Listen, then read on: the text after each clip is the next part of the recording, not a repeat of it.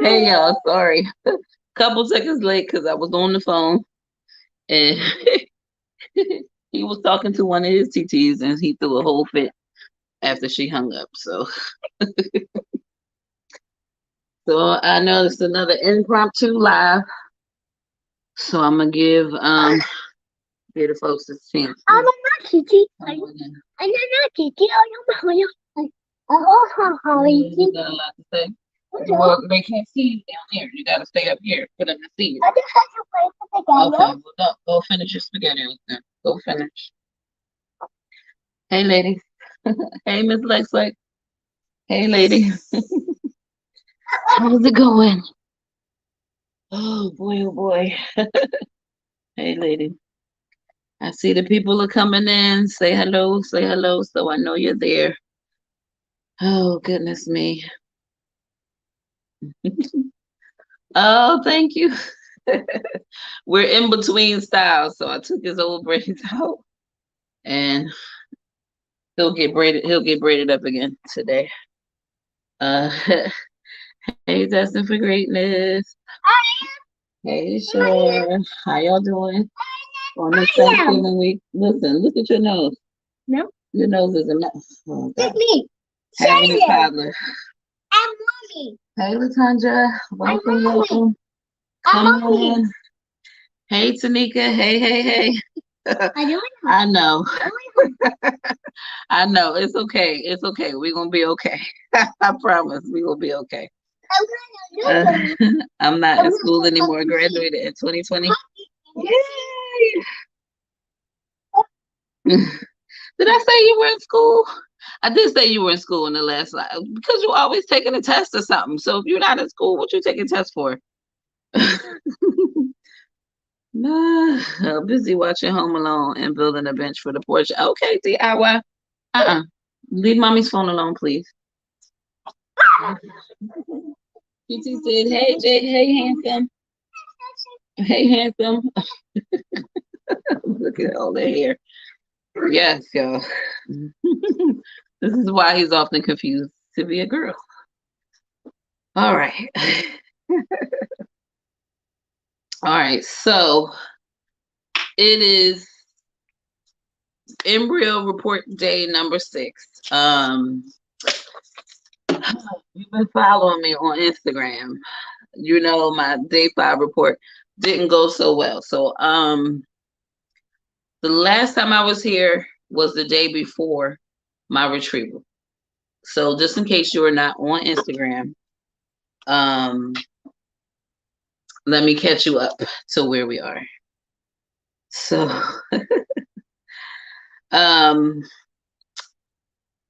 really quick, Tanika, I try to put twists in his hair, but it doesn't like puff out, and it always comes out too thin. I gotta make big twists if I'm gonna do it. His hair is like kind of funny, like it's voluminous, but it's like thin at the same time. So it's kind of weird. Every time I try to twist, they don't work out, so I end up taking them out and doing braids. Um. Oh, this one. Sorry. Okay. Calm down. Let's not talk and chew at the same time. Tried to give him food, y'all, just like last time. Doesn't always work. I think you still might have pregnancy brain and are forgetful. Girls, a lot going on. It's too many things going on in my head at once. Y'all only get a little bit of it. It's so much going on right now. What does arrested mean when talking about IVF? It just means they stop growing. That's all. Oh, or maybe I confused you for somebody else who said they was taking the test. I don't know. That's for goodness. I'm sorry. Blame it on my head and not my heart. Okay. All right. Don't have any social media. Only YouTube. Okay. All right. And then Tanika's not been on IG. Okay. All right. Uh, correct, Jack. You. That's okay. That's okay. All right. So, this is where we are. Last time I did a live, it was the day before. Excuse me, sir. I don't know. It was the day before my egg retrieval. So I had the egg retrieval. Go finish your food. Go finish your food. Please. If this turn up happens only when I'm on the phone or when I'm talking to something or someone, like I'm talking to the phone right now or the computer, that's when the turn up starts. If we were just in here watching TV, he would be calm. Okay, so went to have the egg retrieval the next morning. You know, the last video I said I was worried about premature ovulation, how I had cramped. It appeared that a follicle disappeared between Friday and Saturday. I triggered on Saturday. My egg retrieval was on Monday. The egg retrieval went fine. They got 14 eggs. Of those 14 eggs, 12 were mature. Of the 12 mature, 8 fertilized successfully. Now, you know, you might think that's like a really big drop off. To be honest, my estradiol number, which actually dropped between Friday and Saturday, I've never had that happen before. I've never seen that happen before, but I can only guesstimate about what that means. Which is why I was worried about premature ovulation. Also could have meant that I had a cyst, perhaps. I keep hearing that the omnitrope can create cysts and stuff, so it's possible that that larger follicle that was on my right side was indeed a cyst, and when it disappeared between Friday or Saturday, so did the estrogen that it might have been bringing with it. So according to my estradiol number on Saturday, which was like 947 or 957, I still haven't looked at that number. It's just been a lot going on.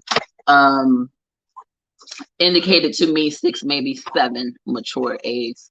And then they get a little boost with the trigger, which is the HCG trigger. So maybe I would get 7, but I got 8 that fertilized. So I was very, very, very happy with that. So, that was the day 1 report. So then the day 3 report came, and essentially what I was told is that 2 of my embryos arrested, basically stopped growing. One at the 1 cell stage, meaning it fertilized, it just didn't move any further past that. The second one at the 2 cell stage, which meant it fertilized, it split once, and then stopped doing anything. So I had 6 embryos still going. So of the 6 that I had still going, 1 was a 6 cell embryo. The other 5 were 8 cell embryos, and they looked great, right? I even had the pictures. So if you bear with me, I can sort of bring up the pictures. So let me see. Got a lot going on here in my email, but let me pull this out. So that was day 6. I wasn't prepared to show the pictures, but I mean, why not? I showed them on Instagram, so I'm not afraid. We got time here. I'm not, I'm not in a rush, right? So let me see if I can find the email. Here we go. Embryo updates.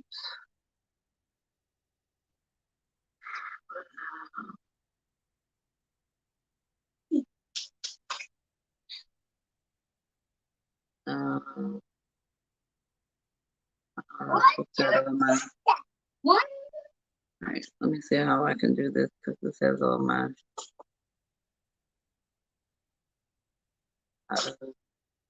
government on here. Let's see.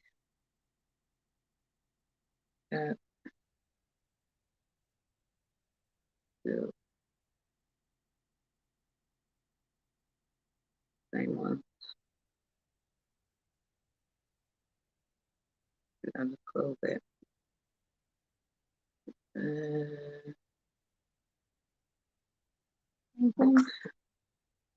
Do they have the same name? Oh, yeah. Okay. So here's this one, and then there's this one. All right, so let me see. Let me see how I can make this work for y'all. Simply because this has all my government. All right, let's see. Let's move this over. Let's move this over here. All right, so see. I want to present.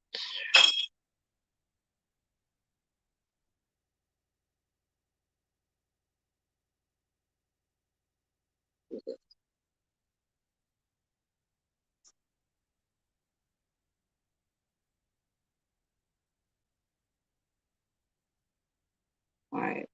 You know what? It's okay. I'm not gonna make a big deal out of it. Half of y'all probably know my last name by anyway. So, all right, so let's go here. Okay, so my day 3 embryos. Where is it? Here we go. So, let's do this. All right. So this is the first image where I think this one is probably 8 cell. This one's definitely 8 cell. I think this is 8 cell. I think this is a 6 cell. So I don't know if y'all can see my mouse. Yeah, you can see my mouse playing. So this is the one I think is the 6 cell. Give to mommy. Thank you. Thank you, mommy. So looking really good here. And then if I switch this, can you all see? Good, you can. All right, so here are the two. This one here is the 1 cell that arrested, and this one is the 2 cell that arrested, and then these two are 8 cell. So everything looked great at day 3, which I'm not surprised about. Historically, my last 2 egg retrievals. No, don't touch the screen, please. Jeez, Louise. Don't touch the screen. You're not listening to mommy. If you're listening to mommy, tap your nose. No. If you're listening to mommy, tap your nose. Since you don't want to tap your nose, you're clearly not listening to me. I don't want to hear what you have to say, sir.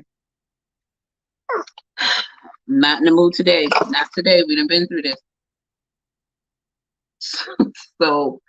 So yeah, so everything looked great. So if you've been following me long enough, and you were around for my last 2 egg retrievals, then you know that most of my embryos fell off on day 4, right? Everything looked great going, coming out of day 3, but at day 4, it seemed like most of the embryos arrested on that day.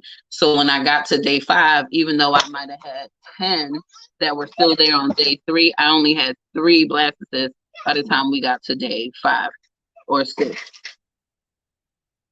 Stop throwing. Come here.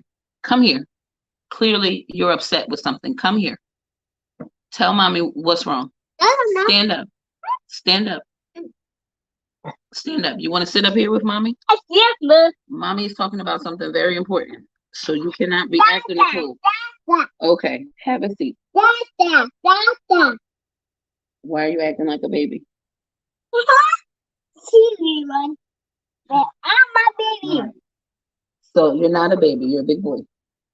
So you're not a baby. Okay? You always be mommy's baby, but you're not a baby. You can talk. Okay, mommy. I love you, Jade. Okay? I love you. Okay? So I happy about the day 3 report, but at the same time, very cautious, right? Because I know day 4 is where the disaster typically happens. So the call I was most anxious about was day 5. All right, so before I get into the day 5 report, let me catch up on the comments. All right, Tanika, my puppies do that. Let me pick up this phone and start talking. Oh, they suddenly need my attention. Yes. Hey, Nikki Colley. Welcome. I hope you're going to discuss a lower dose stem cycle. There is evidence that higher dose, the greater the negative impact on the eggs. Right, and I talked to the embryologist today, and he was saying stem cycle has no bearing on the quality of the eggs or whatever. And I said, yes, but there is a such thing as over medicating, especially an older woman. So my age has a lot to do with like my outcome, but also it's not the only thing that's affecting my outcome, right? So, but that's more of a conversation for me and the RE, which is Dr. L. The embryologist is Dr. K. So I said, that's not really your problem. That's my discussion to have with Dr. L. I'm just letting you know where I'm sitting, where everything. So at any rate, let's see.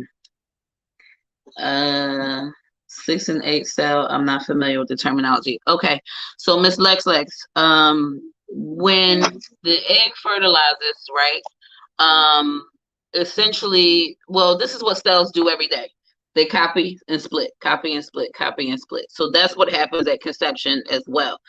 They come together into one, the chromosomes split from the sperm part, they split from the egg part, they come together to form the 26 chromosomes that will become the baby.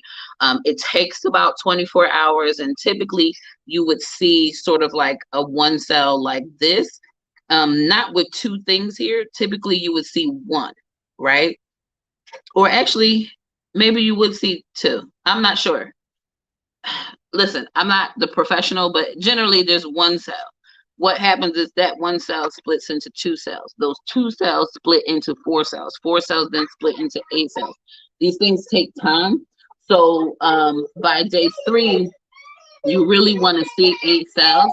6 cells is acceptable, but you really want to see 8 cells at day 3. No, we're not having your tablet because you were misbehaving, so you don't get the tablet today. You'll have to find something else to play with. You have your own water, sir. No. Drink your own water. No. You have your own water. No. If you don't want it, then you're not thirsty. That's fine. Oh. You don't have to drink it if you don't want it. But you're not going to drink my water. Oh, how you? So, these cells continue to split. Yeah. On day 4 is typically the marula stage, where there's so many cells. They just look like just looks like a glob. Excuse you. Get off of it.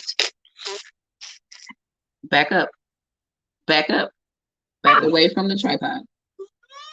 So, and then the marula stage is the stage just before blastocyst, and on day 5 you're looking for a blastocyst. That's when you typically see what they call like the trophectoderm and all of that, where you kind of see like a little bit on the outside, and then it looks like nothing on the inside. It's just fluid filled, and there might be like a little bubble of something on the inside. The little bubble of something on the inside is what becomes the baby. The cells that line the outside part of the circle become the placenta. So we're trying to get to blastocyst stage. That's like that's the stage before the embryo, when the embryo is ready to like implant. There is a such thing as like early marula, early blastocyst, and things like that, where it's kind of like just starting to get in that stage, but it's not like fully in it.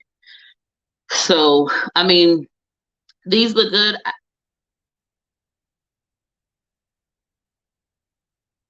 We've already had this discussion, sir.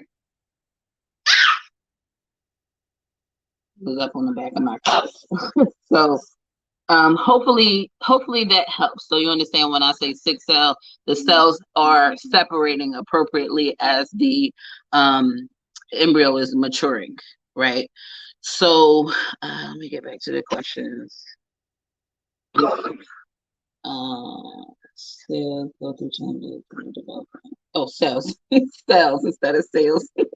So I think she's talking about like a cellular mitosis. Yes. All right, so let's catch up. Anaphase, telophase, metaphase, all those phases. Girl, I ain't in no biology class. I'm not even trying to be, but you got all the terms. Yes, all the phases, the more cells, the better, and they should increase as time goes on. Yes, and so the cells in your body today, like cells are dying, and you're making new cells every day. Every single cell you have on your body is constantly, copying into a new cell, right? So, this is a process that it starts from conception, and it continues until you die, right? Where your cells just aren't generating anymore. Oh, okay, let's see. Trying to catch up. All right. You're welcome. Destined for greatness. Everybody hit that like. Thank you, Tanika. All right. So at what point do they insert them in? Is that called the transfer? Yes. So typically, there are two main days that you will see transfers. There are 3-day transfers and 5-day transfers. So it's just basically it's like how far the cells have grown. Or I should say the embryos have grown out. Naturally, it takes about, and this is textbook, not necessarily for everybody, but it takes about 5 days for an embryo to become a blastocyst. So sperm will meet eggs somewhere in the fallopian tubes. By day 3, it should have progressed to preferably 8 cells. Also, by day 3, it would have made its way out of the fallopian tube into the uterine cavity. It's still traveling at this point. 2 more days later, we would hope textbook that it would turn into a blastocyst, and that the lining would be appropriate and receptive to receiving the embryo. And then the after it's reached blastocyst, it will go through a hatching phase where the embryo sort of hatches out of the zona pellucida. So the zona pellucida can be seen on these images. That's this sort of fuzzy white ring that's on the outside. That is the zona pellucida. And older women, this can be very thick or hardened, which it can make it hard for sperm to pierce through it in order to fertilize the egg in older women. So that's why in IVF they perform a intracytoplasmic sperm injection. Acronym is ICSI, ICSI, where they use a needle where they pick up the sperm and they inject the sperm into the egg in the lab, in the dish, right? So that's one of the things that they'll do for older women to help with that hardened zona pellucida, right? So, and then they wait the 24 hours to see if it's actually fertilized or not. So after it's going through the hatching process, which means the embryo as a blastocyst has to hatch its way out of the zona pellucida, and then once it's hatched, it can then attach to your endometrium, which is your uterine lining, and begin to implant and hopefully generate HCG and successfully become a fetus, and then grow in your pregnancy and be that take-home baby, right? So that's essentially how it's supposed to work, but there's all this science that gets in the way. So do y'all do genetic testing? Okay, I'll talk about genetic testing because that's part of what I'm talking about here. You don't have to do genetic testing. It is suggested in women who are older because it can reduce the amount of potential miscarriages that you might have just transferring your embryos, because older women are likely to create embryos that are abnormal, that may not survive a pregnancy or an entire pregnancy, survive the implantation, or just stop growing altogether, right?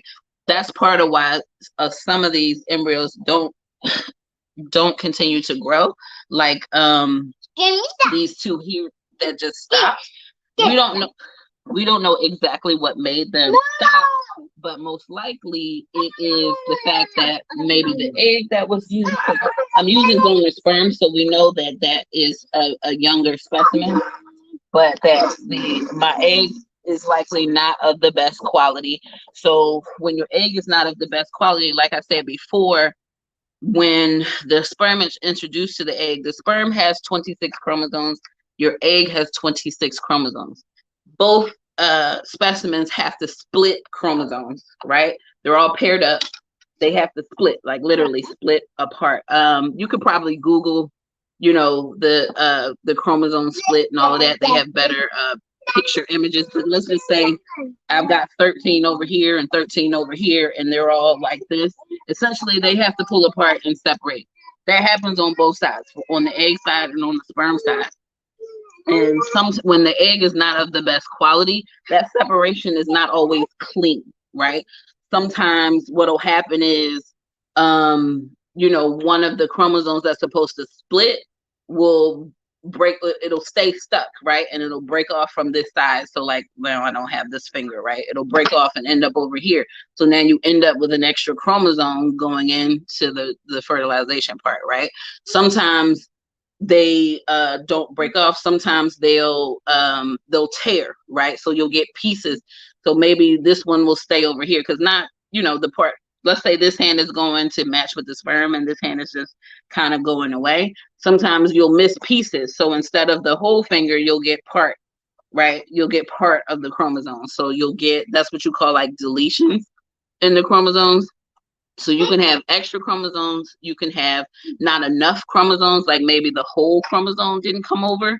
So, that's like the whole finger, right? And so that's not enough chromosomes. Then you have this finger came from over here. So now you have too many chromosomes. And then you have like a partial finger, which would be considered a deletion. There are other things also called translocations, where when the chromosomes pair up, right? All the chromosomes have numbers 1 through 13. They're supposed to pair up with each other, 1 to 1, 2 to 2, 3 to 3, and so on. Sometimes that does not happen appropriately either, where 1 might match with 5, 5 might match with 2, 2 will match with 1. Those are what's called translocations when they come together. Sometimes people are walking around, they have chromosomal translocations. Doesn't mean you can't bring a baby into this world that doesn't have some kind of chromosome issue. The PGT testing that we typically do is looking for, certain chromosome issues. I'm not going to say certain chromosomes. It's basically checking that there are 26 chromosomes, not less, not more. It's also checking to make sure there are no deletions on those 26 chromosomes. It is not checking for whether there are translocations, meaning somewhere in the 26 they got mixed up, right, and didn't match with the appropriate number. That is a different PGT test. There are 3 different genetic testings that you can do on an embryo. One is PGT-A, which is the chromosomal test that I just explained. The second one is PGT-M, like Mary, and that is the one where they can test the embryos for genes or being a carrier of a certain thing. So like if you have a gene that you want to end that runs in your family line that you just want to end, so you might have your embryos PGT-M tested to make sure the embryo is not a carrier of those particular genes, so that and those are the ones that you want. So there's that. And then the third one is, I believe, PGT-A, don't hold me to, not A, SA. PGT-SA is what I believe it is, and that is the one that can look for chromosomal translocation, right? So most people are usually doing PGT-A and or PGT-M. But if you already know that you have a translocation, there's likelihood that your offspring will also have translocation because your chromosomes are already paired in a mixed way. So there's high likelihood that your offspring will also have translocations. So you can maybe try to eliminate that via IVF by doing that kind of testing. So hopefully that will help somebody. We're all nerds destined for greatness. That's why we're here, for all the science, right? All the science. Hi, Vahi, am I pronouncing that correctly? All right, I love science, but I cannot recall all the phases, but I found that part fascinating when I learned biology and reproductive health. Yes, conception. Conception is a true miracle. It amazes me truly. Yes, a lot of stars have to align to make a baby, right? And most people think because maybe because pregnancy seems to come easy for certain people, that it's not the miracle that it really, really is. I mean, so many stars have to align, and people are just so completely unaware. And when I talk to people about my process and I really explain like the hormones, and if they're willing to listen, right? By the time I explain like the hormones and what actually happens with the cells and all of that, and people are like, wow, I have a new appreciation for like life and the beginnings of it, right? Because so much goes into it. Hey, Phoebe, how are you? Hey, Rachel Faith, hello. All right. Yes, PGT for abnormalities, chromosomal irregularities. It doesn't test for things like autism. Yes. Look who's giving a biology lesson. Yes. I tell people I know more about making a baby than I ever wanted to know, okay? So we're giving a dissertation over here. Yes. Okay. Ain't nothing wrong with that either. I've always loved science, so I know some of the context. However, I've learned a lot from TamikiaTT. Oh, thank you. I'm just sharing the information. I receive free, I give free, y'all. Receive free, give free. I'm just asking you to return the favor to somebody else. That's it. All right. So I'm caught up on comments. So hopefully that answers your question about like the cells and essentially what we're looking for in IVF, especially when you go to day 5. So most clinics these days will grow your embryos out to day 5 to a blastocyst. Why? Because those embryos have the most likelihood of becoming of having a successful pregnancy, because like I said, if they put the embryo back at day 3, they have no idea whether that embryo stopped growing or not, right? Unless you get pregnant, right? If you either get pregnant or you don't get pregnant. If you get pregnant, great, it grew out to a blastocyst, you got pregnant. Now you might have some issues with that pregnancy. A lot of different things can happen, but it at least means that it grew to a point where an implantation could happen. If you don't get pregnant from that 3-day transfer, it could mean that the embryo stopped growing. It could mean that something else is going on that might be preventing pregnancy. So you really just don't know if you do a day 3. Now, most clinics these days will grow you out to day 5, and will only do a day 3 transfer in the event that you don't have very many embryos, usually like 4 or less than 4, and they're not looking great. And that's because they would rather put the embryo back into your body and give it a chance to grow there, because that is going to be better than in the lab culture, right? Your body is always the better incubator than the artificial one that they're using in the lab. So in those cases, they'll do a 3-day transfer in order to essentially save what you have, right? There's still no guarantee that that embryo will grow out to a day 5. No, absolutely not. You're doing too much. You're doing too much. Get down. I said no. Mommy said no. Here we go again, y'all. If y'all were on the last live. Hold on. I'm not playing. You need to move. Because you're kicking me. Goodbye. Goodbye, sir. You're doing too much. Goodbye. You're trying my patience now. No! Is it nap time? No. It's nap time. I think it's nap time. It's long past nap time.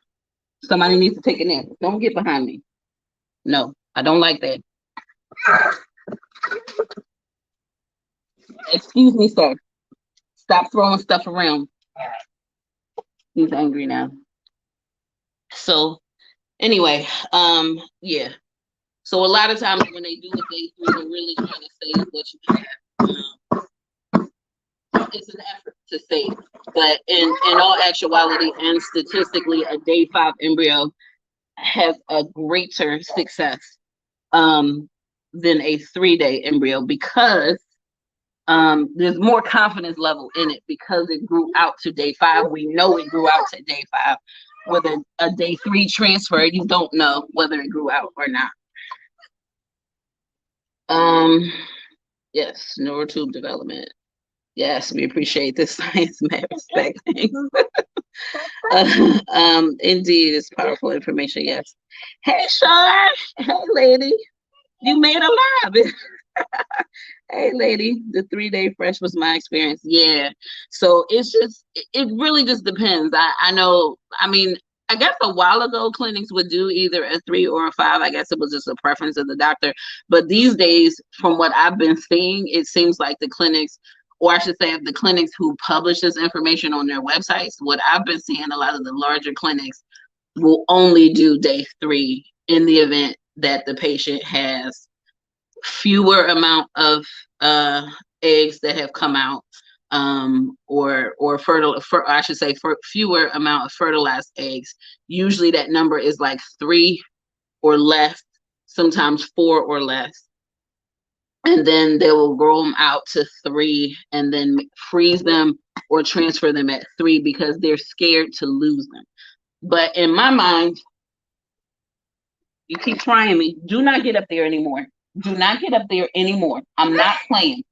You want to get embarrassed? Do you want to get embarrassed? I'm not playing. I'm not playing today. I'm not playing today. I don't have the patience to play with you today. I do not. I do not have the patience to play with you today. I'm not playing. He got pinched because that's all he listens to.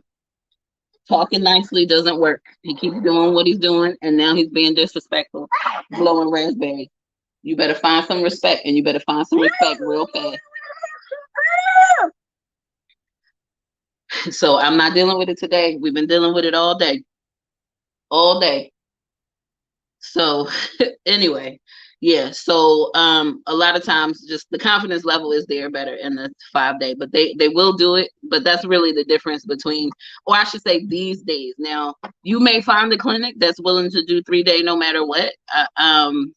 You know, I'm not saying they're not out there. They are. It just seems to be the trend that most clinics won't do the 3-day.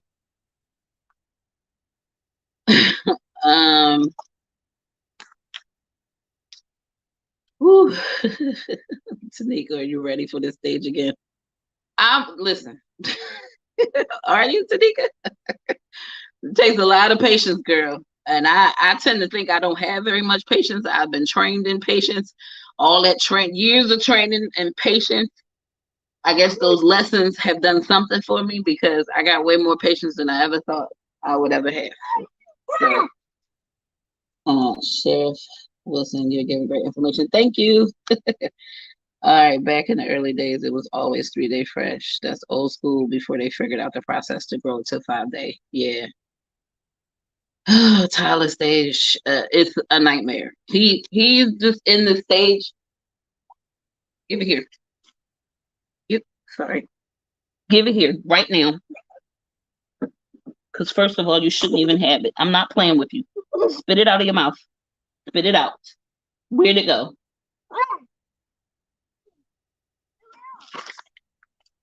All my vacuum bags have been accosted because he takes these little flanges out. That's what holds all the air in. He takes them out. He chews them up. So he ruins all my vacuum bags. No, we're not doing that today. No stuff. Don't be disrespectful. So yeah.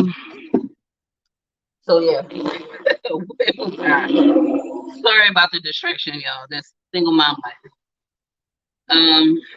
It obviously works. So many 3-day fresh babies made Earthside. Yeah, I mean, it's just there's so much you just don't know. But when you get pregnant naturally, there's so much that you just don't know, right? So it's not like it's a bad thing to transfer on 3 versus to transfer on 5. But if you're looking for more of a sure thing, the 5 is statistically better than the 3. That's the real thing, right? Do what I gotta do. Thank you, Richard. Appreciate it. Cause I'm like, I gotta live with him. Y'all will be all right on the lot, but I gotta live with him, and I can't let him just run around crazy. No. I'm not gonna get too crazy on here. I don't get too crazy with him, but he needs to learn. He needs to learn. All right, so let's see. I'm ready. I have way more patience now than I did it 28 years ago. Girl, you need the patience of Job. Okay? A lot of restraint.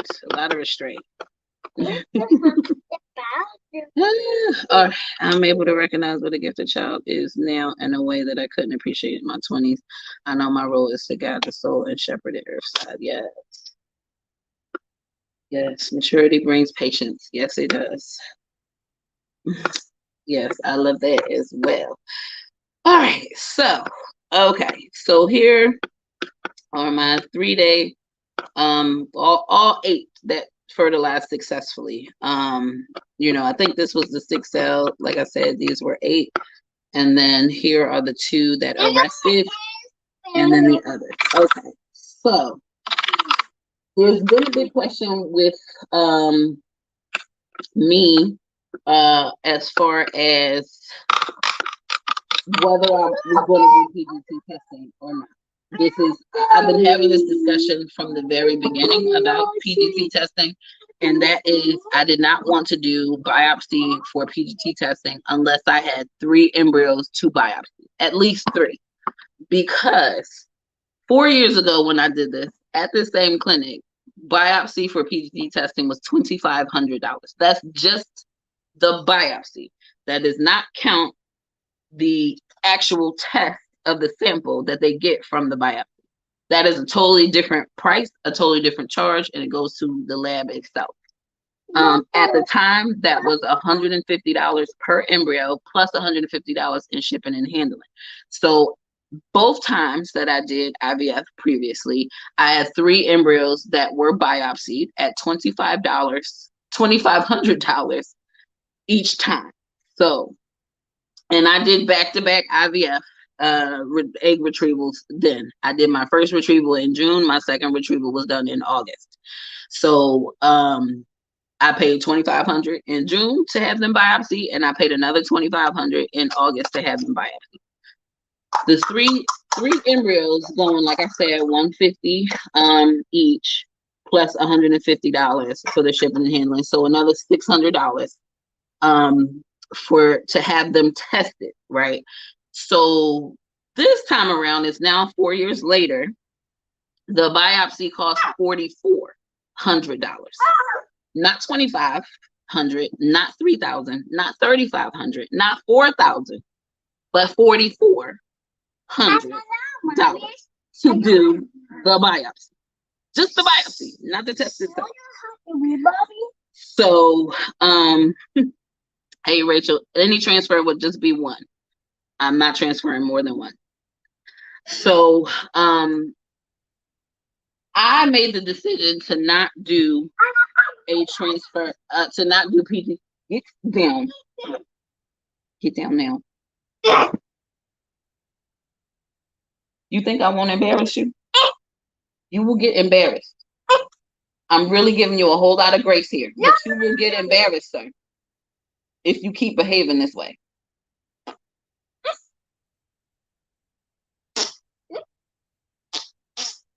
Keep showing out for the camera. You're going to have a rude awakening. No! Yes. No! It's nap time. Come here. It's nap time. No. It sure is. I can't. Anyway, where was I? Yes, PGT testing. $4,400.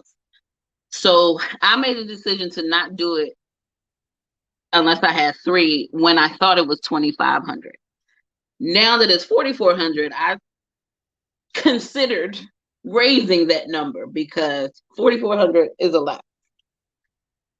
So I'm like, I might have to do a second retrieval. So if I do a second retrieval, if I biopsy then too, we're now talking about a total $8,800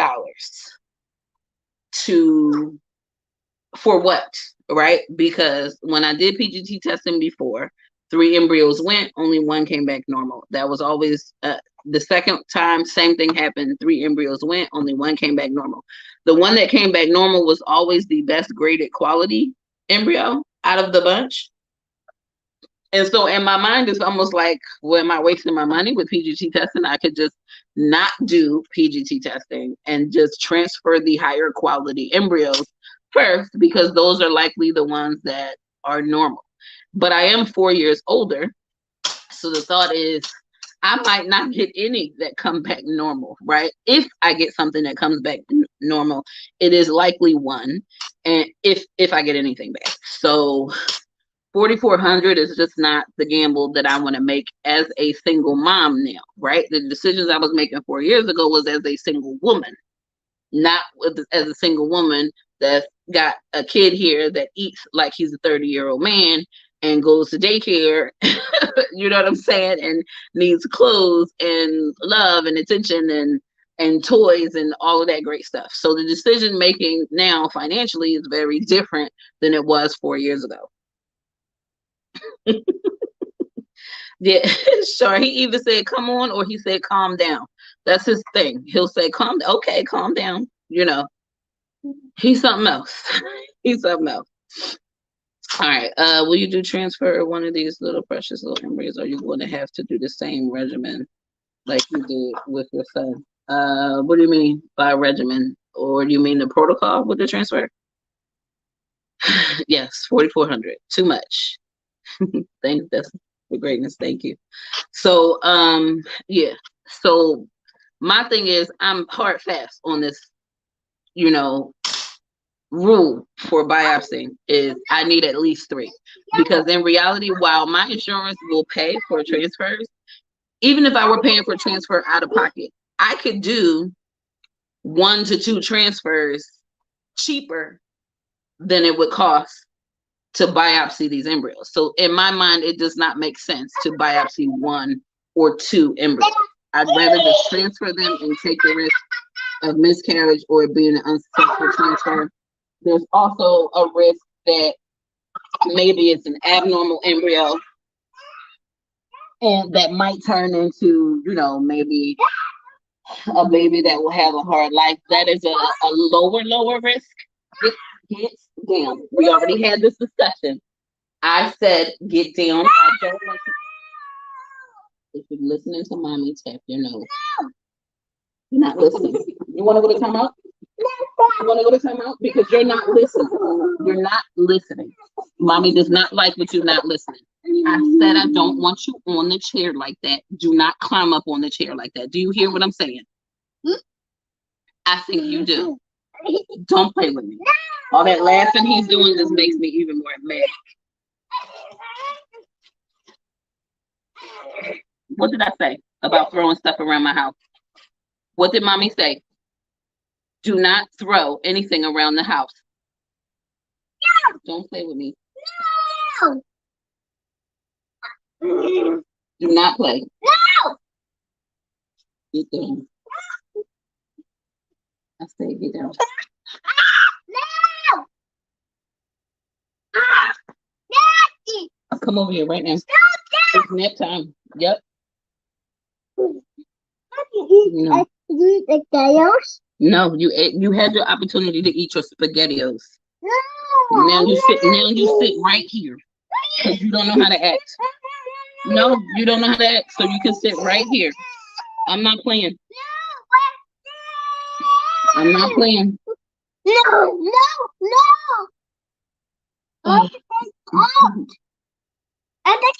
Yes, he is full of energy. That's 3-year-olds for you. Okay, so that is, excuse you. So that is let's see. Oh my God, this boy. You don't have to go potty. You're lying. You don't have to go potty. You want to go potty now because you want to get up. I'm not playing with you. I'm not playing. This is not a game. This is not a game. Sit down. I'm coming. No, sit. Because if you knock this camera over again, we're gonna have a problem. We're gonna have a big problem. We are about to have a really big problem, little boy. Have you lost your mind? Have you lost your mind? Have you lost your mind? I think you have. I think you have lost your mind. I really think you have lost your mind. Have a seat. And don't move. I don't tolerate disrespect. You're not gonna hit me all in my face. That's not happening. That's not happening. No, mommy does not like that at all. You need to straighten up right now.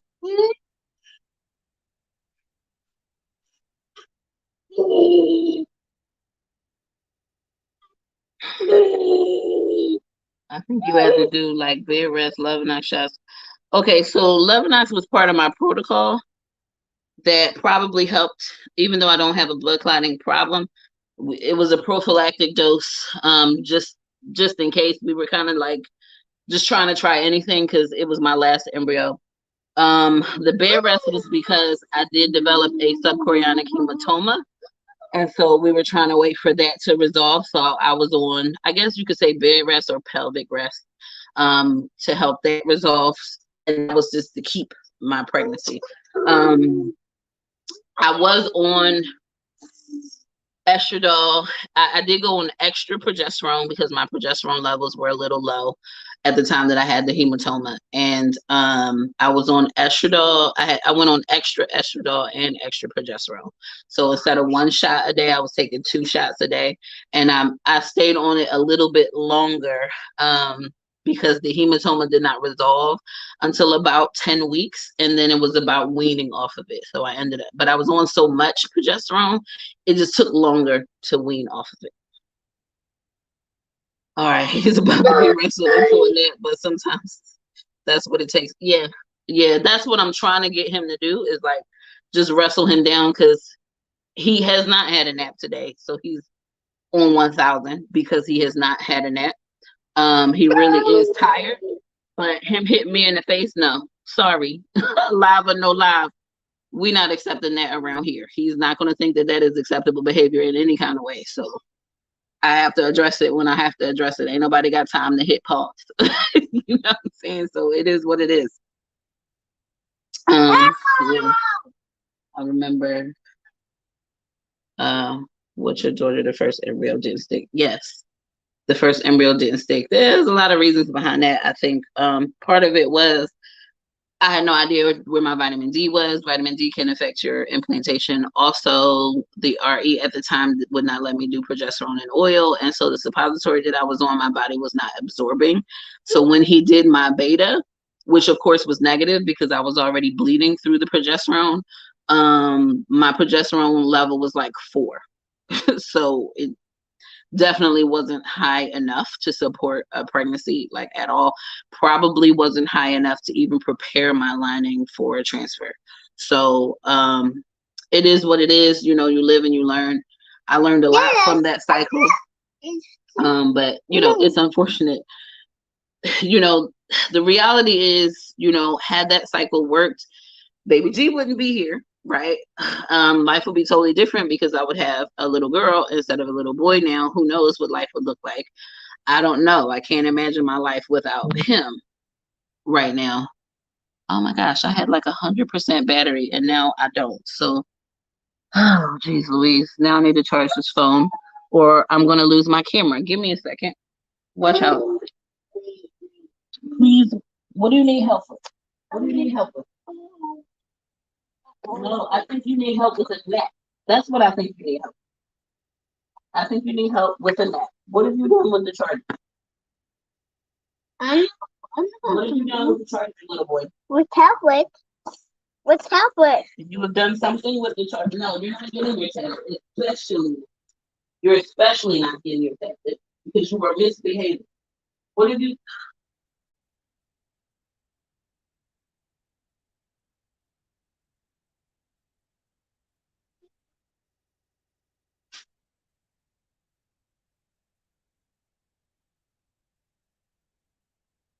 Over here, sit down. Because I don't know what you did with my other charger. Why are you racing me to the camera? You don't need to race me. All right, hold on, y'all. Because I had 100% full battery, and all of a sudden I'm at 5%. So, excuse me, mommy needs to sit. Excuse me, sir. Watch out. Right, because you won't move. Talk about help me. I'm stuck. You are stuck. Get over here. You need to behave. Because all this acting out, mommy does not like. Okay. We're safe. We're safe. The dog is safe. Okay. All right. Honestly, going with your highest rated embryo would have been the protocol prior. Yeah, it would have been. And with my hat, me and my hair, we having a struggle, y'all. And this won't even really stay on my head, but this little boy got me running around. I don't know. I'm tired. I've been fussing at him all day, and I'm just over it. So, excuse me. But oh, shoot, now this is. Oh my gosh! Now, watch out, sir. I need you to stand up. Now this computer is low on battery. What is happening to my devices?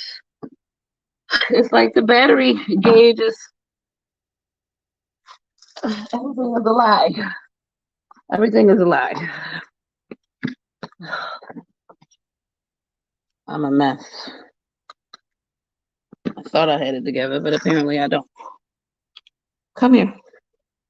Bring your cup. Bring your cup. Bring your cup. Come on back. No. Let's go. Let's go. Yeah. So, there is pressure from this clinic for me to do the PGT. I understand all the reasons why they want me to do it. I'm over 40. The RV is like, we get you a euploid embryo, you're definitely getting pregnant. This is that and the other. And I believe we're not playing with the water. You're gonna drink it. We're not gonna play with it. And I believe that the issue is your price tag on the biopsy is too high, right? And so fiscally, making a fiscally responsible decision about that is sometimes you just have to let go and let God, okay? And I know I'm over 40, but there are other things I can do with $8,800, okay? Get over here. It is nap time. You need to sit down and relax. We're not going to play with this water. Swallow that water in your mouth. Swallow it and stop spitting it out.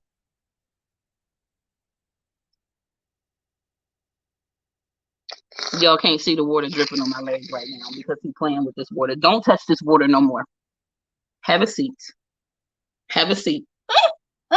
Have a seat.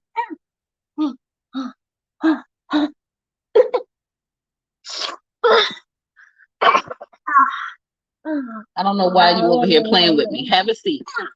Let's go. Get up here and have a seat. No. Get up here the right way and have a seat. No. Sit down. Sit down. I'm not playing a game with you, little boy. Have a seat. No, he can't have his tablet. He's not even a screens kid like that. He's asking for his tablet because he doesn't want to be restricted. But he lost privileges to his tablet because he was misbehaving. So he's definitely not getting his tablet for the rest of today. He can. It's not even charged anyway, so he can't even do anything with it. It doesn't matter. He's not getting it. He's not getting it today. He'll get over it. What he needs right now is to take a nap. And he don't need no tablet to take a nap. Sit down. Sit. So the problem is he thinks everything is a game and that it's funny. No, you don't need help. What you need to do is sit down. Have a seat.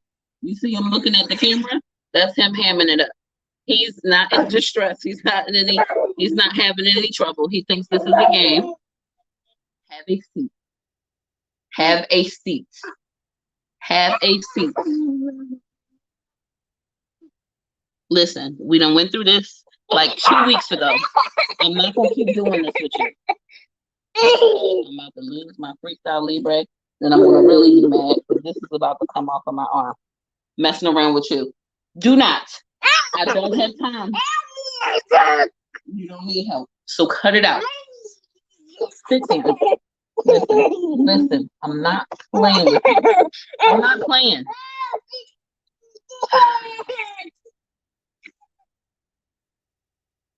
No, I'm just saying IVF number 3 is coming to it, and I'm going to explain it.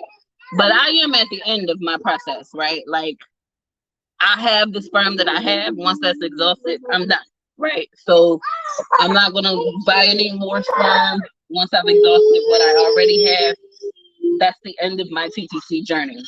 That, and I mean that. So, if I can't get it done with with the 2 vials, then he'll just have to be an only child. Clearly, maybe that's what's meant for me, because he's already a handful. No, no. Are you done? Are you done being dramatic? Are you finished?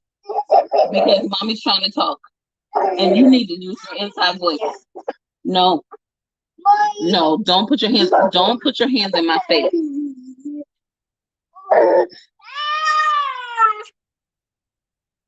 Don't put your hands in my face, Jaden. It's all a game to him.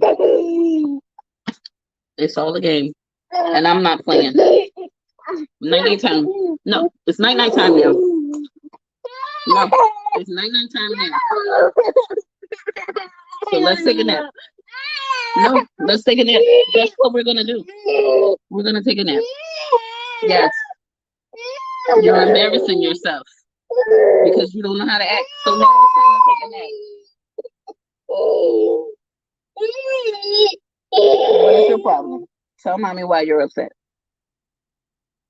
Tell mommy why you're upset. Tell mommy why you're upset. You don't want to say anything? You're upset for no reason? Why you're upset? Why? My bubba. What's wrong with your bubba? There's nothing wrong with your bubba. No. Stop. You're being extra. No. No. You have to sit here because you don't know how to behave. You don't know how to behave. So now you have to sit here. You have the privilege to be around and to play. But what you wanted to do was misbehave instead of doing that and not listen to mommy. So now you get to sit here. So he thinks if he can give everybody a bad day by screaming, that he'll get what he wants. That's not how this works. That's not how this works. Mommy's right here. Mommy's right here. What do you need? What do you need? What is it that you need? You want what? I can't understand. You have to speak a little clearer. No. You're not stronger than me, so cut it out. No. No. Mommy's right here. No. Sit. Have a seat. Siéntate. Siéntate. Right. Siéntate. Sit down. No, mommy.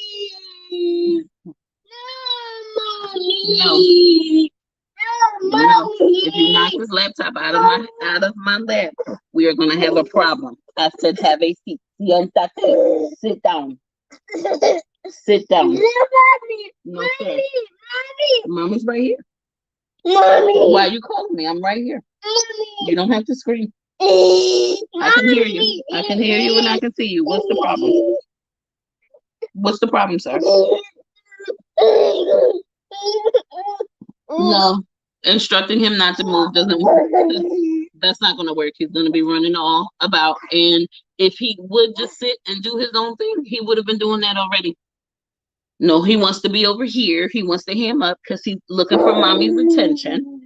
And he's getting it. That's not the way he wants it.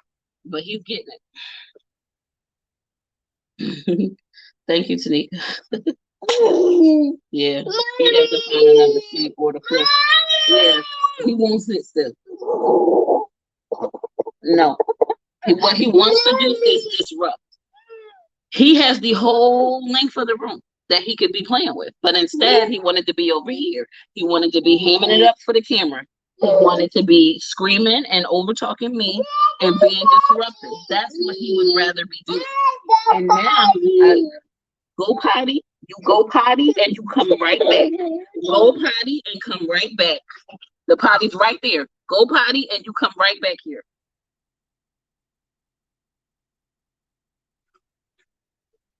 See, potty is usually how he gets away. So he will say he has to go potty when he really doesn't. So we'll see if he makes his way back over here. Likely he won't. He'll find a reason to stay on that potty a little bit longer.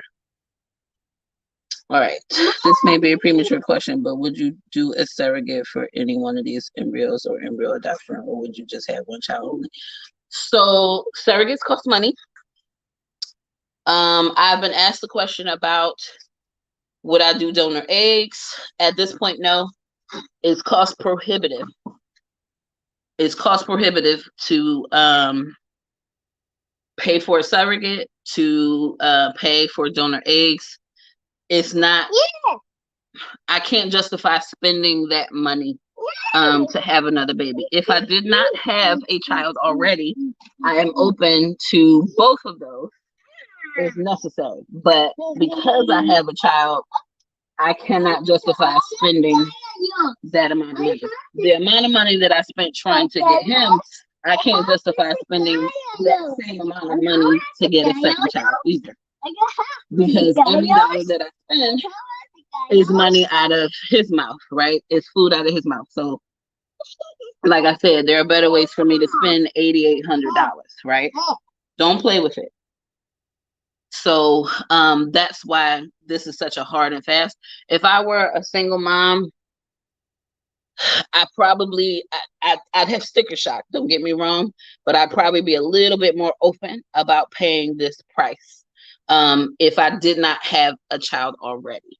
So just bear in mind the decisions are based on the fact that the goal was to be a mom. To have a sibling is the bonus, right? So I am a mom. So now my decisions include what affects him, right, as a parent, and that includes the type of money that I spend. No, I mean, I've asked the question about a surrogate because, like, people who think when you're having trouble getting pregnant or whatever, people think you can't carry or what have you, so they suggest things, right? So people have suggested a surrogate or what have you.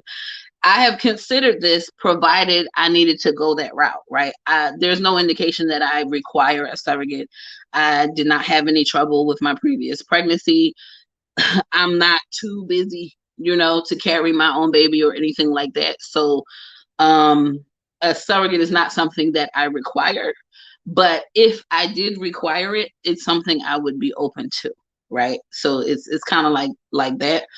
As far as using donor eggs to get a second child, and my insurance will only pay what they would pay for me to go through IVF, right? So paying for another woman to go through IVF, my insurance would essentially pay for like the medications, the monitoring appointments, right? On copays, right? Whatever they would normally pay for me.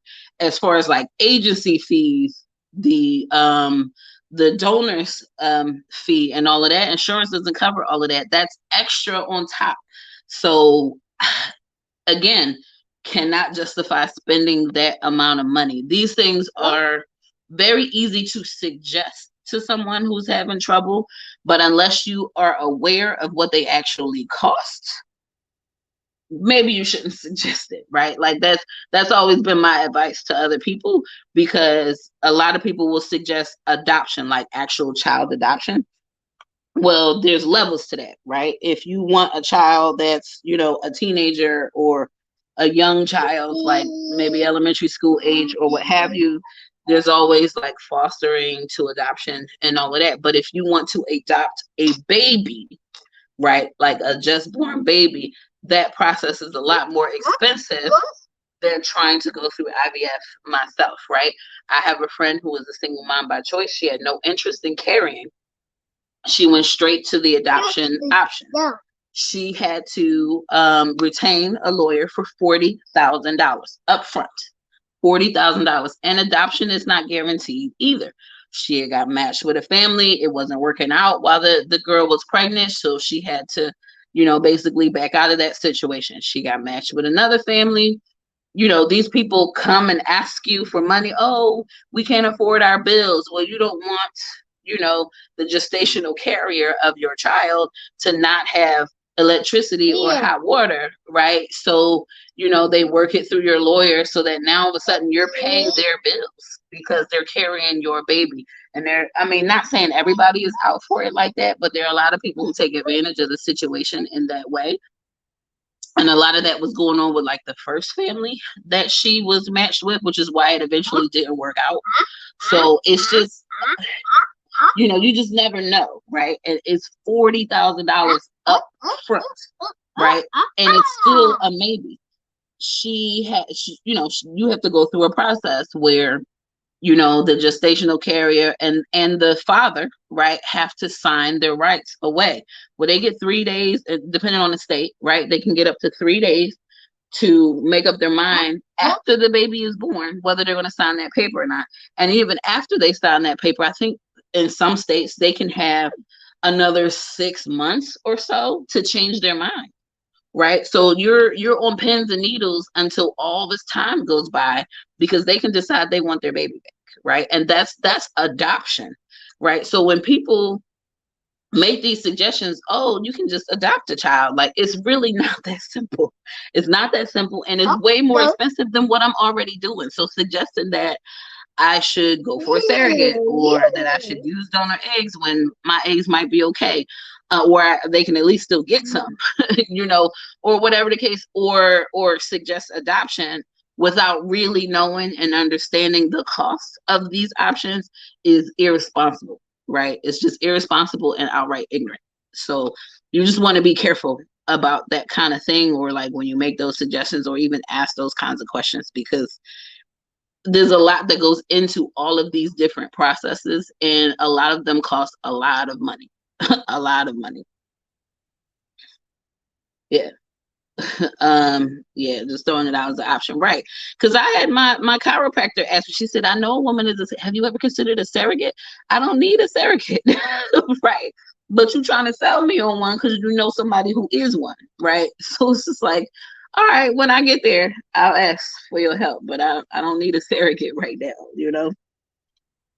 Would I consider egg bacon now and transferring later?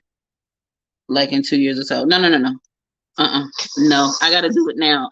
2 years from now, I'm not going to want another baby.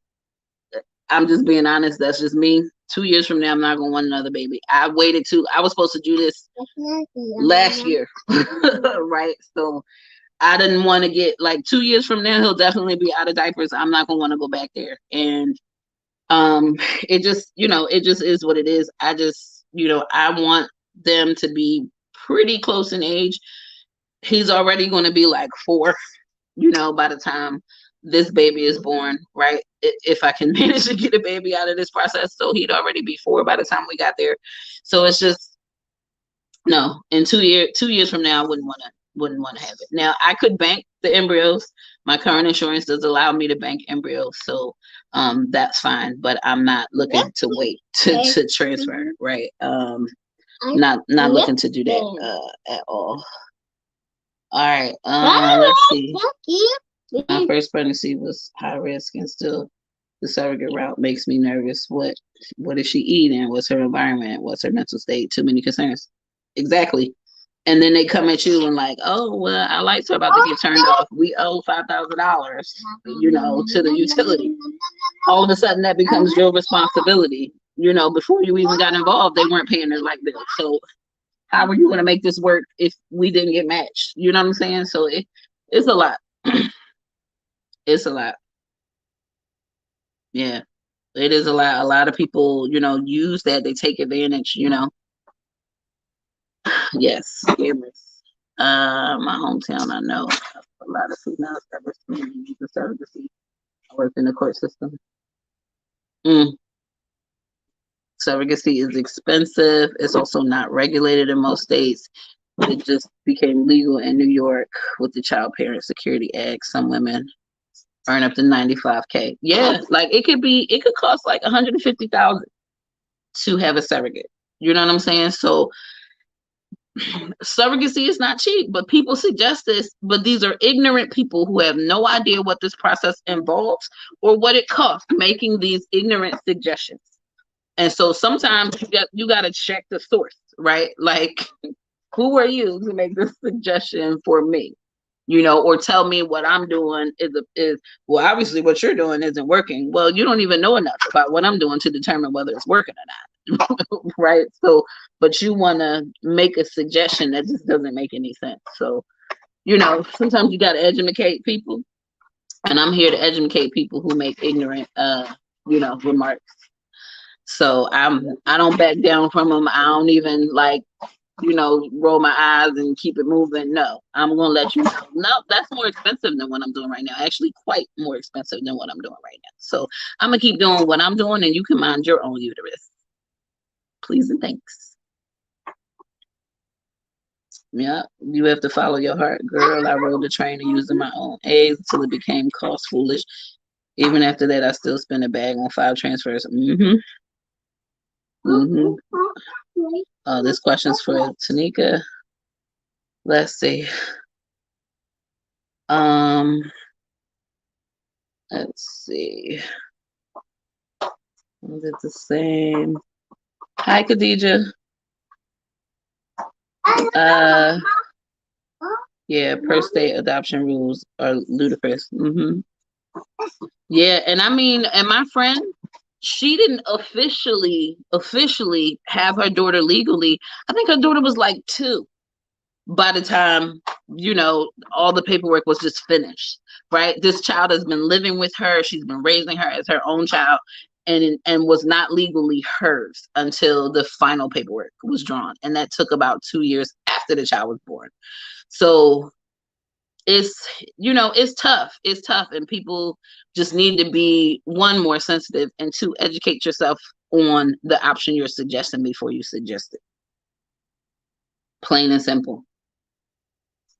All right. I did not do donor embryos. Okay. All right, Khadija, I'm gonna put you in timeout because right now you're just spamming. Mama's talking. All right. Let me see. Trying to catch up.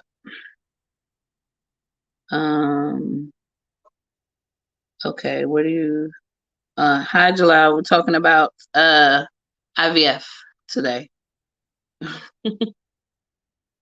Yeah.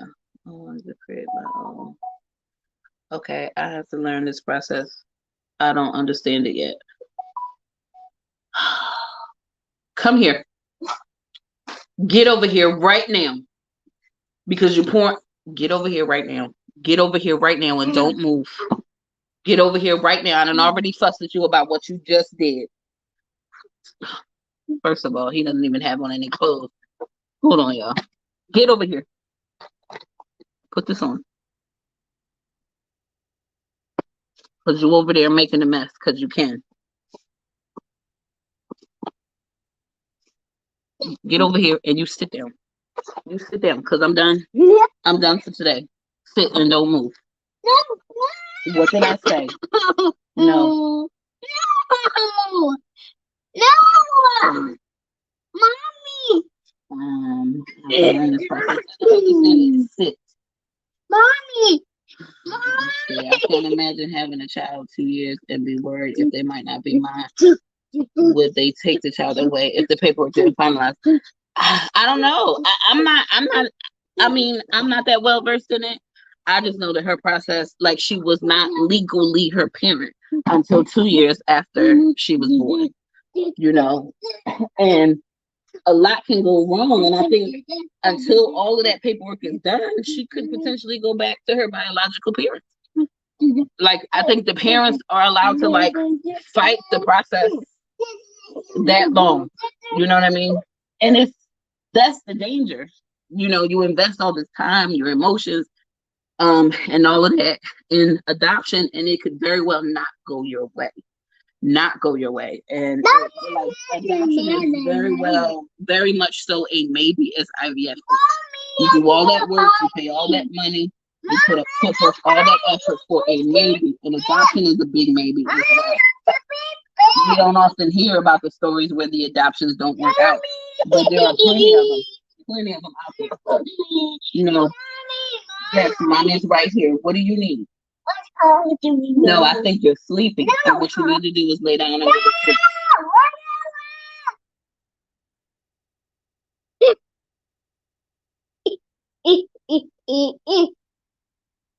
You're not getting up. No. Yes. No. You're not getting up. So have a seat, make yourself comfortable, and you might as well fall asleep because you're not getting up. I'm not playing. I'm not playing. You got to go potty. Okay, you just went potty, so that is a lie. Mommy does not like lies. Donor embryos is akin to adoption. Some parents want to interview you. Some don't donate to single parents. Some won't be involved in the child's life. Right.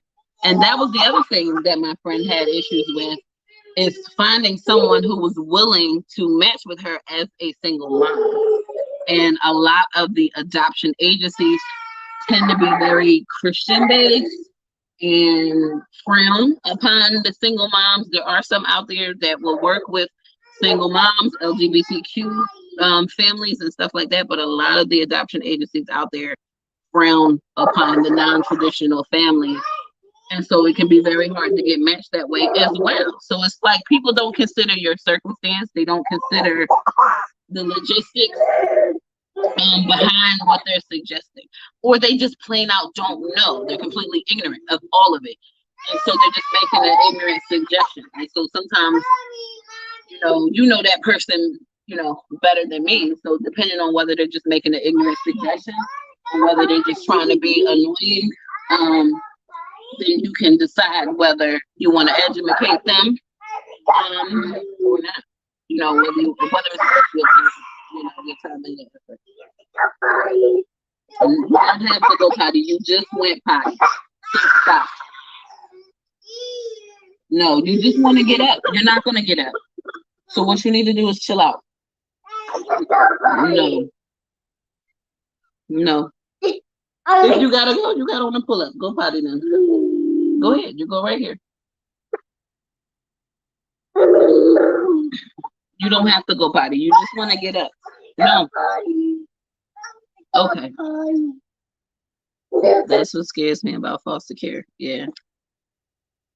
It could be traumatic on the adopted child. I can't imagine 2 years. Imagine if the child got snatched away.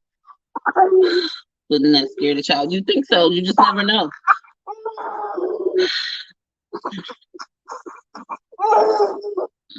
Sure. Many courts favor reunification in state by state. Finalizing the adoption process is absolutely tiresome.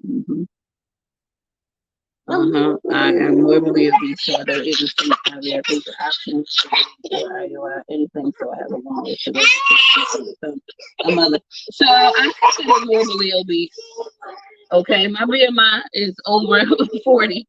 Okay, I'm considered morbidly obese. Trust me, there are clinics out here who will work with you. Actually, my clinic told me they were working with a woman whose BMI was over 44 or over 45. I know CNY definitely works with women with higher BMIs as well. So a lot of times it's just about finding the right clinic, because a lot of these clinics are worried about their statistics. And as a morbidly obese woman, they don't believe that you will respond as well, which goes to their statistics. So they don't want to, a lot of them don't want to work with you because they're trying to protect their statistics, not help you get a baby. Okay. And let's just be honest, fat women get pregnant every day. Okay. Fat women get pregnant every single day. Now, everybody's situation is different, right? Everybody's situation is different, but don't count yourself out because you're overweight. Okay. There are clinics out here who will understand the time clock of your age, right, versus your weight, and will work with you. Other doctors, like my first RE, because you over here doing all this mess, and now the plug is out over here because you don't know how to act. No, you're not getting up. Hold on. The plug just came out for the light. Give me a minute. No. Hush. You hush. Okay? You hush. That's what you can do. You can hush because nobody's talking to you. Because you're the reason why I'm fighting with this light now. All right. Let's see if I can do this without hurting myself. Right here. Give me a second. I thought my words. Oh no, my words. No, you sit. There we go. All right. Oop. And we're back. All right, hold on. I'm back. Pardon me. Okay. Oh, Anyway. yeah. And So sit down. Sit down. Like, so yeah, it's a lot. Leave studio, no, stay. It's a lot. So don't think that you can't move forward because you're morbidly obese. A lot of doctors, like I said, my previous RV was suggesting bariatric surgery. There are a lot of women out here who have undergone bariatric surgery on their road to trying to conceive, because doctors suggest, right, like statistically, not even air quotes, statistically, pregnancy is a condition, right? And it's a dangerous condition. Women die from being pregnant, right? That's how dangerous the condition is. When you're obese, you're more susceptible to preeclampsia, gestational diabetes, early labor, all of that extra stuff. Also, I guess when you're obese, you tend to carry more estrogen. And as a Black woman, you might have more fibroids and all of that. So it is statistically you're prone to more complication. However, that does not necessarily have to be your story. I walked into my trying to conceive situation with established insulin resistance, with hypertension that I've had since I was 24, right? And while my egg quality was not the best, I did manage to get pregnant. I had a great pregnancy. They monitored the heck out of me, right? As far as like my glucose, as far as my hypertension, but everything was fine, right? I didn't develop preeclampsia. I didn't, my glucose was under control the entire pregnancy. It's just about having the right team of doctors, making sure if you do have any chronic conditions that they are under control before you go in to getting pregnant. That's the best way. But in reality, if you were getting pregnant naturally, nobody's questioning how much you weigh and putting you on the scale. If you would have got pregnant naturally, they'd just be like, all right, well, let's work on this. You know what I'm saying? So don't count yourself out. Don't count yourself out at all. I've been a big girl my whole life, so I know big women have children all the time. But if I go the route you ladies have gone, it would turn me away. Not everybody. Not everybody. There are clinics that will, but not everybody. And you can ask those questions up front when you call the clinics. Do you have BMI requirements for IVF and IUI? They may have a requirement where your BMI has to be under a certain amount to do certain procedures, right? Because IVF egg retrieval requires anesthesia, and anesthesia in an outpatient environment can be very dangerous in someone who is obese because they cannot intubate you. If something happens and you stop breathing, the most they can do is what? Maybe push a little epinephrine and call an ambulance, right? They cannot open your airway. So however long it takes an ambulance to get there is how long you are without oxygen, right? So it's a dangerous situation for them, which is why I had to be anesthesia cleared. My BMI was, I think they thought my BMI was like 44. But that was my weight when they first saw me in March. I had lost 30 pounds since March. So my BMI is it's lower, I'll put it that way. And the anesthesiologist told me that she wanted to see me as far as where I carried my weight. And she honestly told me when she looked at me, she said, no way this girl's got a BMI of 45. And I don't look like I weigh as much as I do, right? we all carry it differently. You know what I'm saying? So, and what also she said is a lot of your weight is carried below. I don't even care about that, right? 2/3 of my weight is like from my stomach down, right? Because I don't have like a lot of boob or anything. So I'm not carrying a lot of weight on my chest. And that's the real major concern with anesthesia. So you just certain clinics will give you certain rules because they're protecting their statistics. There's nothing to do with whether you can get it done or not. I can tell you right now, if you want to work with CNY, CNY will work with you with in the weight that you are. You may have a clinic that's in your area that will work with you. You might have to call around to find one, right? But everybody is different. But just ask the question up front. Do you have BMI requirements? When you call them, don't waste your time and going on a consultation. Ask up front.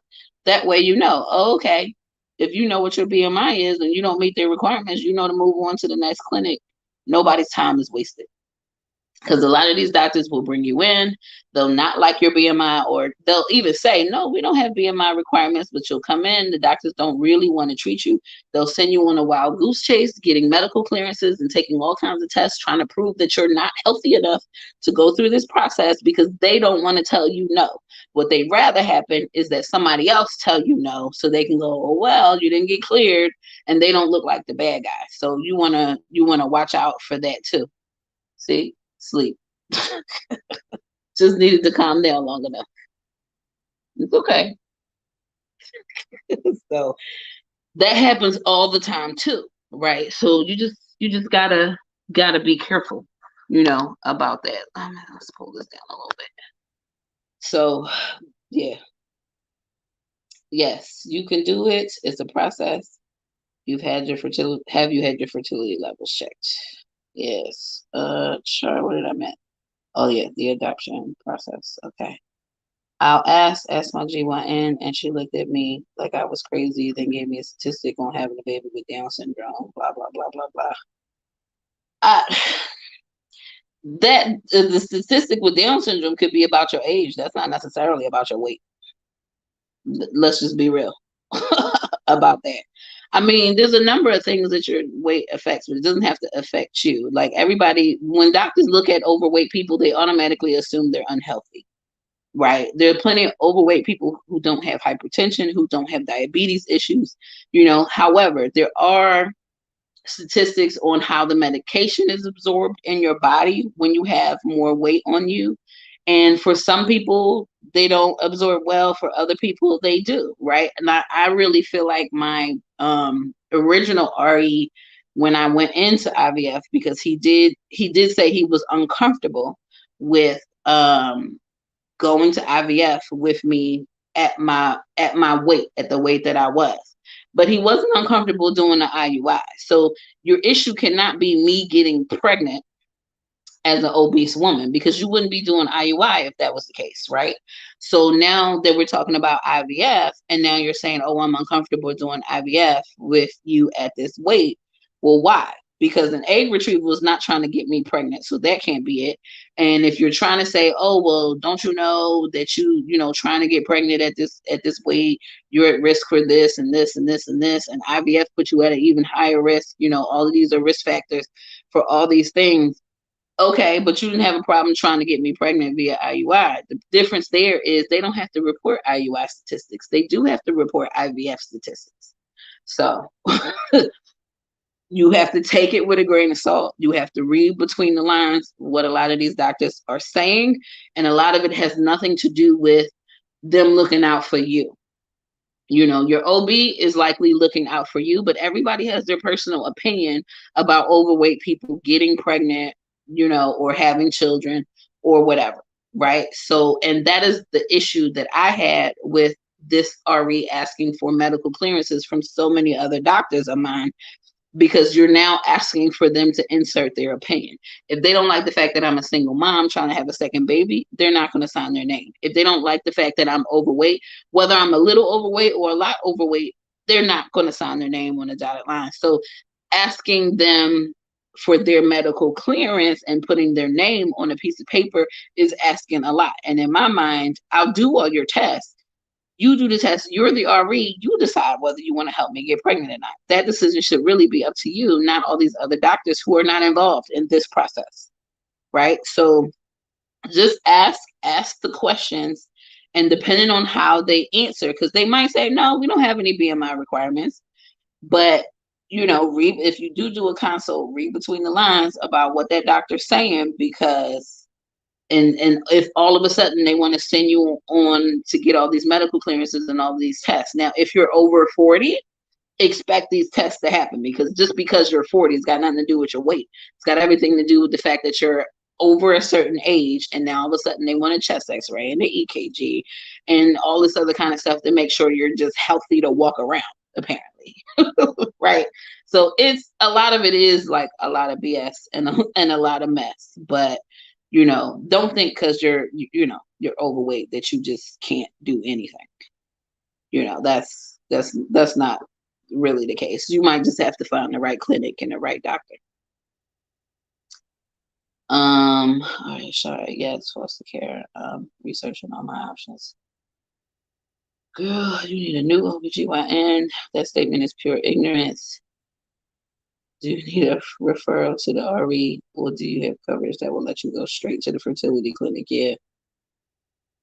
I mean, there is bias, right? Just like there's racial bias, there's bias against weight as well, So fortunately, my primary care physician, she's not Black, but she is overweight. So I think she kind of sympathizes with me a little bit there. But she doesn't shy away from the statistics. She'll still say, yeah, well, statistically, this is that and the other. But I think she gets where I'm coming from, right? Just because I'm overweight, you telling me I can't have the baby? Like, statistics are one thing, my story is another, right? And this is not the experience that I had as a pregnant woman. Can I say that your pregnancy will go as swimmingly? I can't. Everybody's different, but don't be discouraged is all I'm saying. Don't be discouraged. You find the right doctors, you get the right team of doctors around you to help support you through your pregnancy and keep everything level and at a good place so that there are no complications. You control it as much as you possibly can, and you just make sure you don't miss those appointments and make sure everybody's monitoring you like they should be monitoring you. It should be fine. But some things are just completely out of your control. You just never know how your body's going to react to pregnancy in general. And it just is what it is, and you just do the best that you can do. But when you haven't been pregnant before, you don't have anything to go on, so it's kind of hard. So you got to at least, I would say they should at least give us the opportunity to try. You know what I mean? To try. But also, if you're taking strides, if weight loss is something that you've been trying to do and have had a hard time doing, then that is something that you work with a different doctor and maybe try to figure out why weight loss is so hard.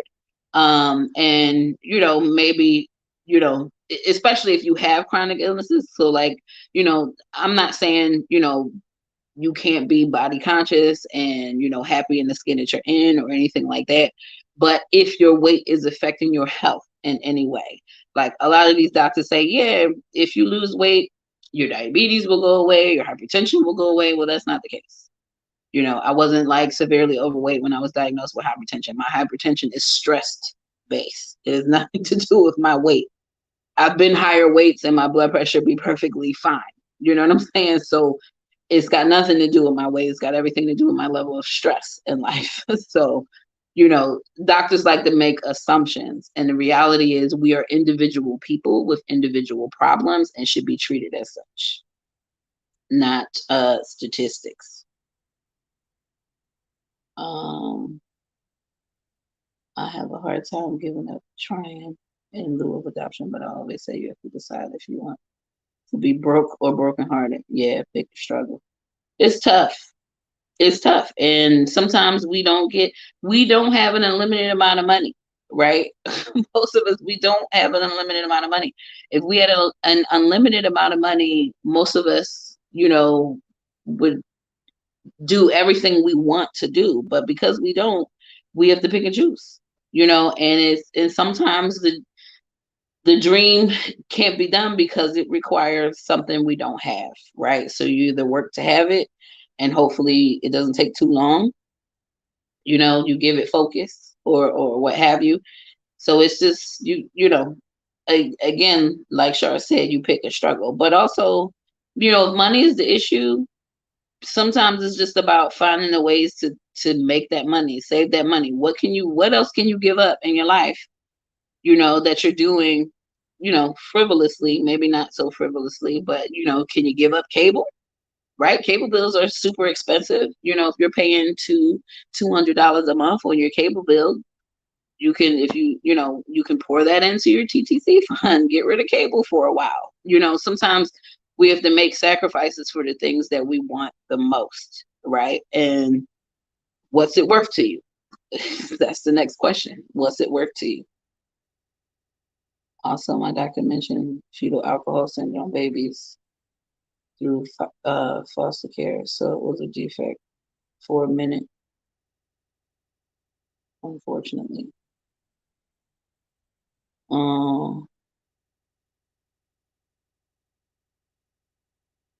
I'm not sure I understand that statement. Destined for greatness. I'm not sure I understand that.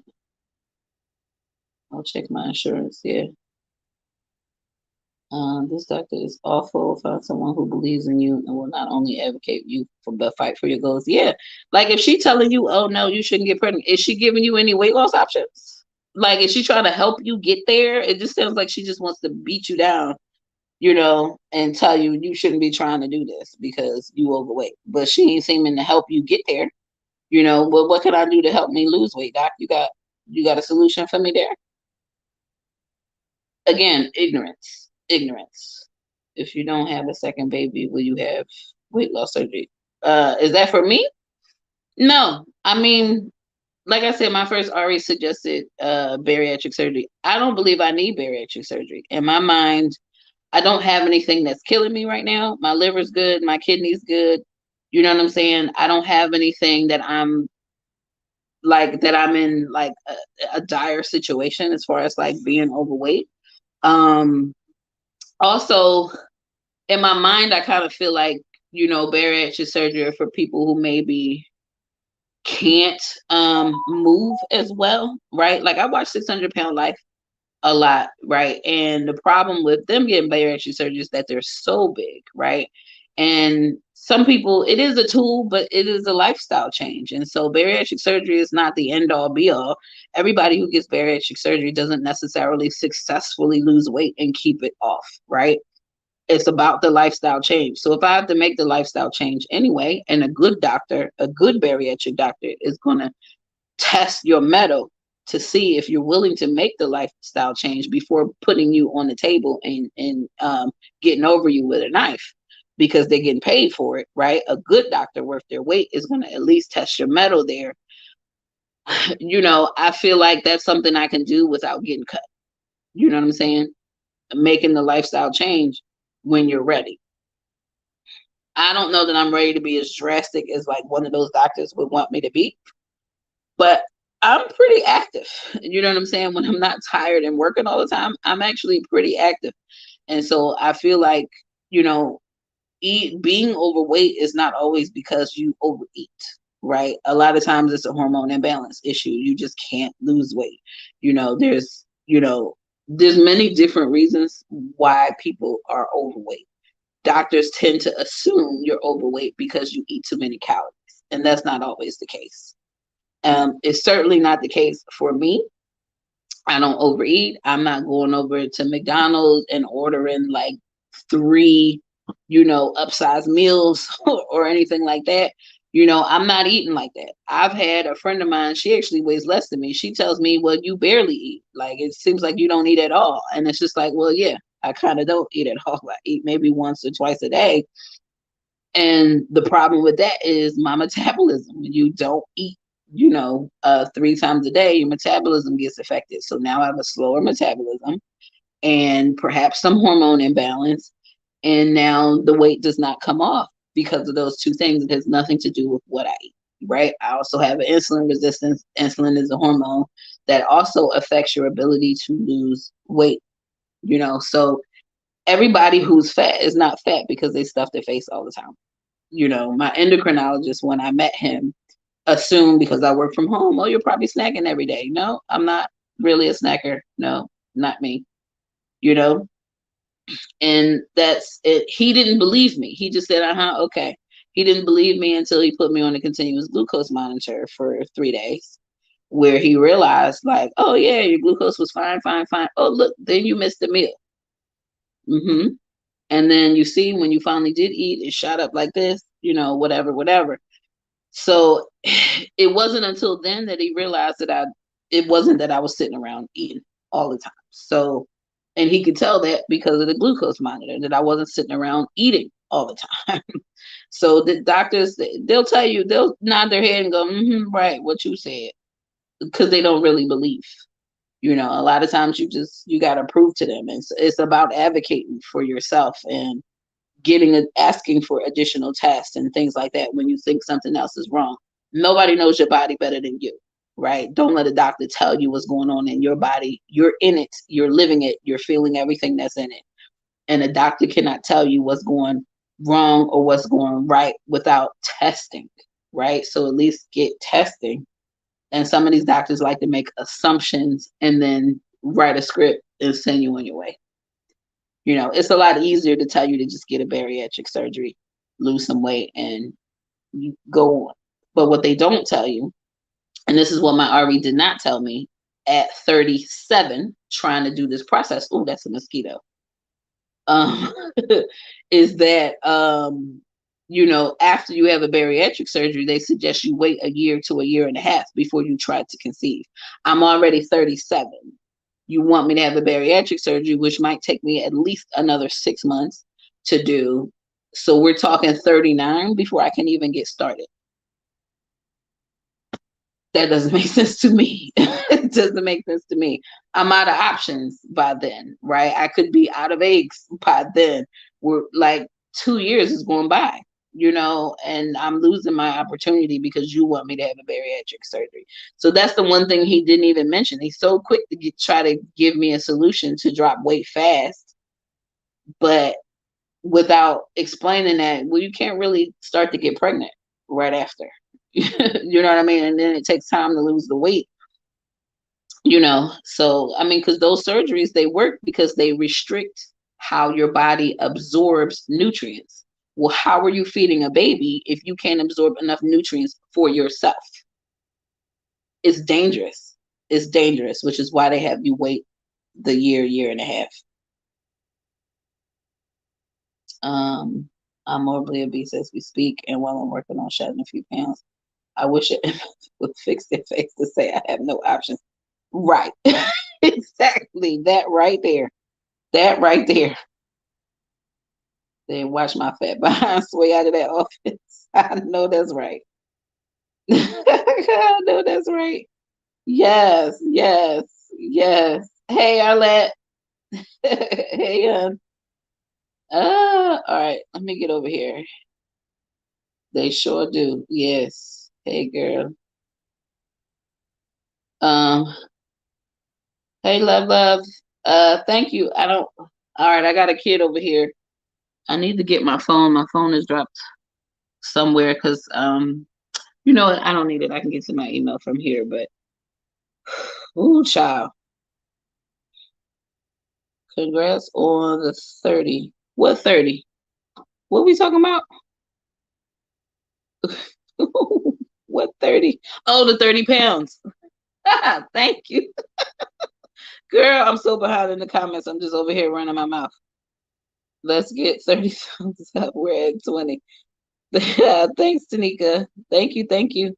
Yeah, he fell asleep. All right, let's see. What city is state? Oh, that's for Destined for Greatness. All right, let's see. I'll be 40 in January, so listen to you, Arlette. 4 years now, I've got work to do. Yeah, girl. I mean, listen, there are clinics who are willing to work with you. You just have to find the right clinic and the right doctors. Don't settle for who you've already been dealing with. It's okay to fire your doctor. Okay, they quick to fire us and tell you what they ain't gonna do. You can fire your doctor and find you a new one. You're not stuck with them. You're not stuck. Yes, get a new GYN immediately. Yeah, be advanced maternal age. Yes, we all are. We all are. Yes, all the options, all the options. If the GYN doesn't have knowledge of fertility testing, they should be referring you to an RE, not reciting stats. Right. And if they want to recite stats, tell them next time hand you a scholarly article that you can read and research. So they want to be so fancy with what they want to tell you. Tell them to look you up a nice scholarly article for you to read. All right. Especially all the negative stats. My goodness, thank goodness for this community. Yes. Oh, yes, yes. We are here to help. Okay. Yes, Tanika's 51 and pregnant. You definitely can do it, girl. There's so many different ways to become a mom. So many different ways. All the opportunities await you. You just have to be ready. That's it. You just have to be ready. Mm. All right. Let's see here. Always somebody. All right. Yes, yes. I tried everything for weight loss, and the only thing that works for me is healthy keto. It's not for everyone though. Yeah, keto didn't work for me. I got some videos, child, when I can sit down and edit. On my vacation time coming up, child will let you know. The statement correlated to the first statement from the OBGYN within the same talk. There was a mention of adoption, but be careful with fetal alcohol syndrome babies. So she just wants you to go straight to adoption. Don't even try to get pregnant. That's crazy. I left somewhat defeated from that visit, but that's been a while back now. Yeah, don't go back to her. Let's find you a new GYN. Thank God you only really got to see her once every year. But let's find a new one. Any doctor I go to recommends me to the bariatric clinic. I've already had one weight loss procedure. The only other option, gastric bypass. I'm not doing that, so I'm just doing naturally. Okay. Yeah, I mean, it can be done, it can be done. You just need the right help, right? And it's about finding, and sometimes the first person is not the right person. You just got to find the right person. Yes, surgery interferes with vitamin and mineral absorption. Also, it does impact nutrients being transferred in. Does it impact nutrients being transferred in utero? No, I don't think so. Granted, I'm not the doctor here, right? But I don't think so. But the problem is if you don't have, I think the issue with being pregnant and then not being able to get enough nutrients is the baby is a parasite, right? Hate to say it that way, but that's the reality.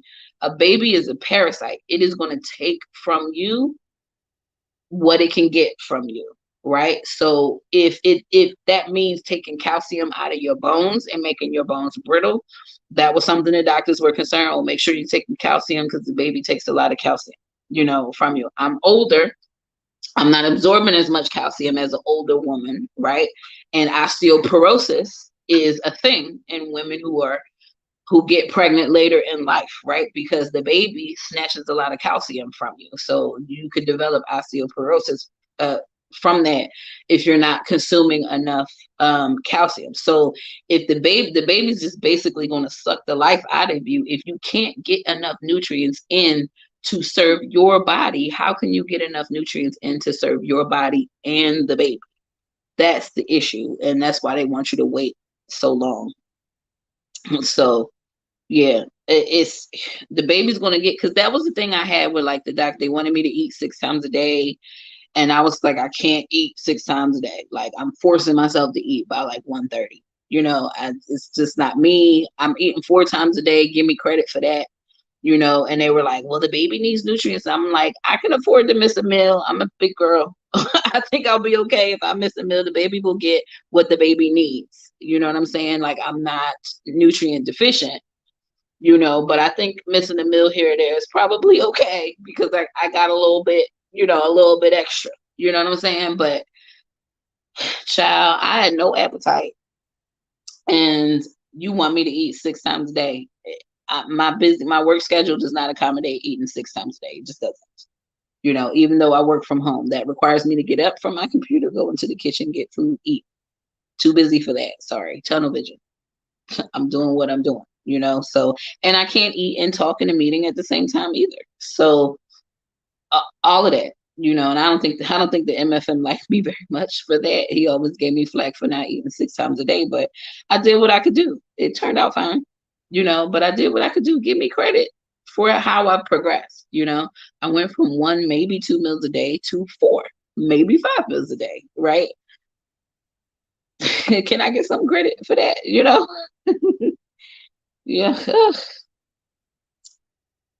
Simply Tamika. Barestician recommends waiting 2 years after bariatric surgery for many reasons. That might be one of them. Pardon me. And Dustin for Greatness, 2 years is the longest I've heard. I've heard a year to a year and a half. 2 years. When you don't have 2 years, right? When you're already 40, you don't have 2 years. That's the reality. You don't have 2 years to wait after a bariatric surgery, and that's what these doctors need to get. You're at a race against a clock. You know what I mean? And so waiting for you to lose weight is not going to help you get a baby, which is why they are probably pushing the whole adoption thing. Hi, Gail. Team AMA. What's AMA?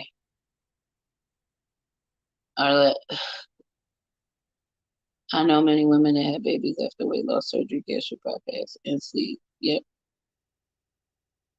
Teeth suffer with each pregnancy. Yes. Your babies, they are parasites. They snatch everything from you.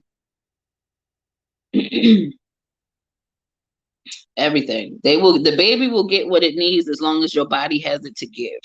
But if you can't put anything back in the tank, you're both at risk. You know what I'm saying? So the baby could be okay and you suffer because the baby's taking what they need, and you can't control how much the baby gets. So it's just gonna suck the life out of you. So that's bald and toothless. Yeah. Yes. My edges suffered. You know what I mean? Like I'm telling you, bald and toothless. 6 times a day is hard. When I'm in meetings all day, it's so hard. It's 3 main meals and 3 snacks. I'm not a snacker, so I'm not like, I'll give you 3 main meals and maybe a bedtime snack. That's about it. I couldn't do more than that. I really couldn't. 49, unfortunately, basically 50. I'm trying to lose weight though. Yeah, it's a struggle. It's a struggle inside of a struggle. You know what I mean? Yes. Maybe supplements. Maybe supplements are that. Oh, advanced maternal age. Yes. Sorry. I'm like, AMA, American Music Awards. Child, don't get me started. Don't get me started. I'm all over the place right now. I thought against medical advice. I'm always firing my doctors and leaving AMA. Yeah, see, AMA means so much. I'm going American Music Awards, against medical advice, advanced maternal age. Oh my God, this is why. I'm telling you, I thought American Medical Association. I'm telling you, you gotta quantify. All right. So I'm officially caught up on the comments. All right. So those of you who have come in late into this live, I've already caught everybody up to my day 3 report. I think this thing is falling out of my arm. I hope not. No, I think it's still there. All right. I got to put another one of these purple things on. This is trying to come out of my arm. All right. So, oh, yes. Team AMA. Child, I'm delirious now. I didn't really eat lunch, so I'm kind of delirious now. It's 5:30 and I haven't had lunch. So anyway, 2 hours into this live. Okay. So I've caught everybody up to my day 3 report. So he sent me that in an email. And so the next report was day 5. So that was, he said he would call me for day 5 because that was where we had to decide whether I was actually going to agree to the biopsy for PGT testing. All right, let me see if I can find this email that he sent for day 5, because that would have just been yesterday, right? So I got a lot. It's been a long day. I've talked to the doctor quite a bit today. Today is day 6, so I'm trying to get y'all caught up. No, wait, that's day 6. Where's day 5? That would have been yesterday. Send me an email with pictures yesterday. Okay, so here we go.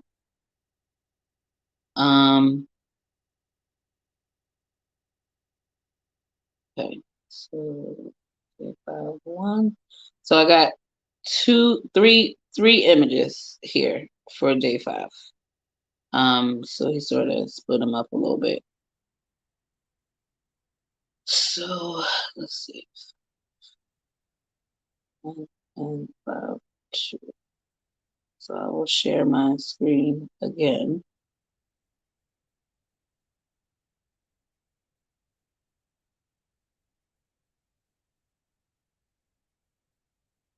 So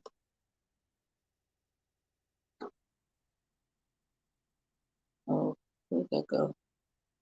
So essentially what he told me, as I try to get these into, there we go. As I try to get these into one window to share with you. There. All right. Essentially what he told me is that I had on day 5, another one of my embryos had arrested. So it was still at 8 cells. And I had one early blastocyst that he had graded at a 2AC. 2, A like apple, C like cat. And then I had 4 very early marula, which is, as I explained earlier in the live, for those who may have joined later, is a stage before blastocyst, right? And so marula is really like the day 4 stage, and blastocyst is the day 5 stage. So clearly my embryos are growing a little slower. So I had 4 early marulas. And then I had the 3 embryos, one with 8 cells, one with 2 cells, and one with 1 cell. So those are the 3 arrested embryos. So I can, let me come in here. I can share this.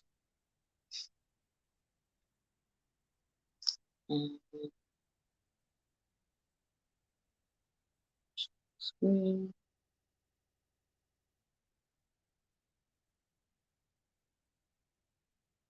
Yeah, this is it.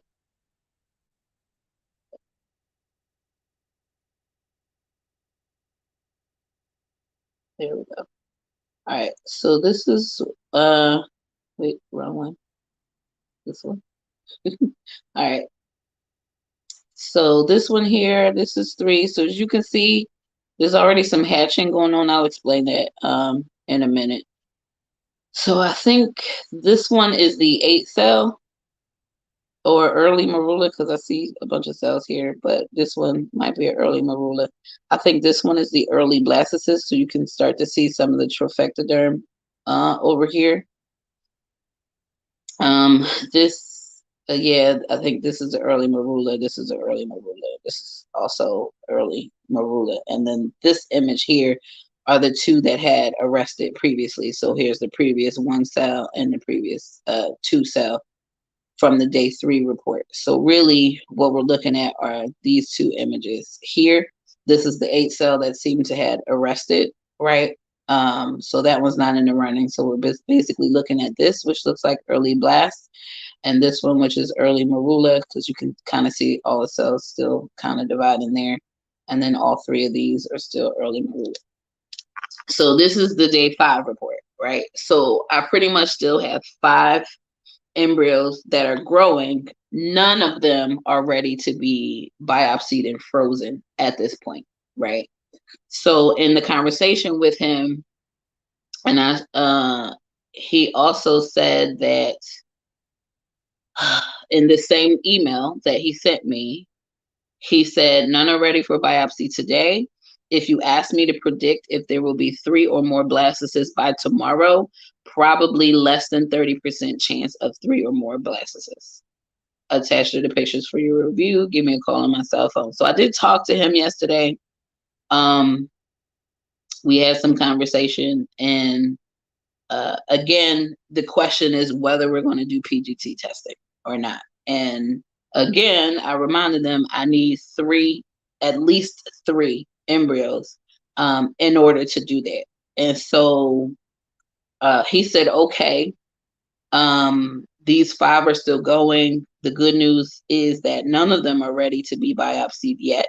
So it's not like he's going to freeze anything on day 5. All of them are going to keep growing to day 6. So we basically agreed that we would just wait and see what it looked like on day 6. So so then that brings us to today, where a lot of conversation has been happening. So the day 5 is my last post on Instagram, if you also follow me there. And I mean, up until this point, there's been a lot of like congratulations. And to be honest, like I said, my previous history with egg retrieval is that most of my embryos will fall off at day 4.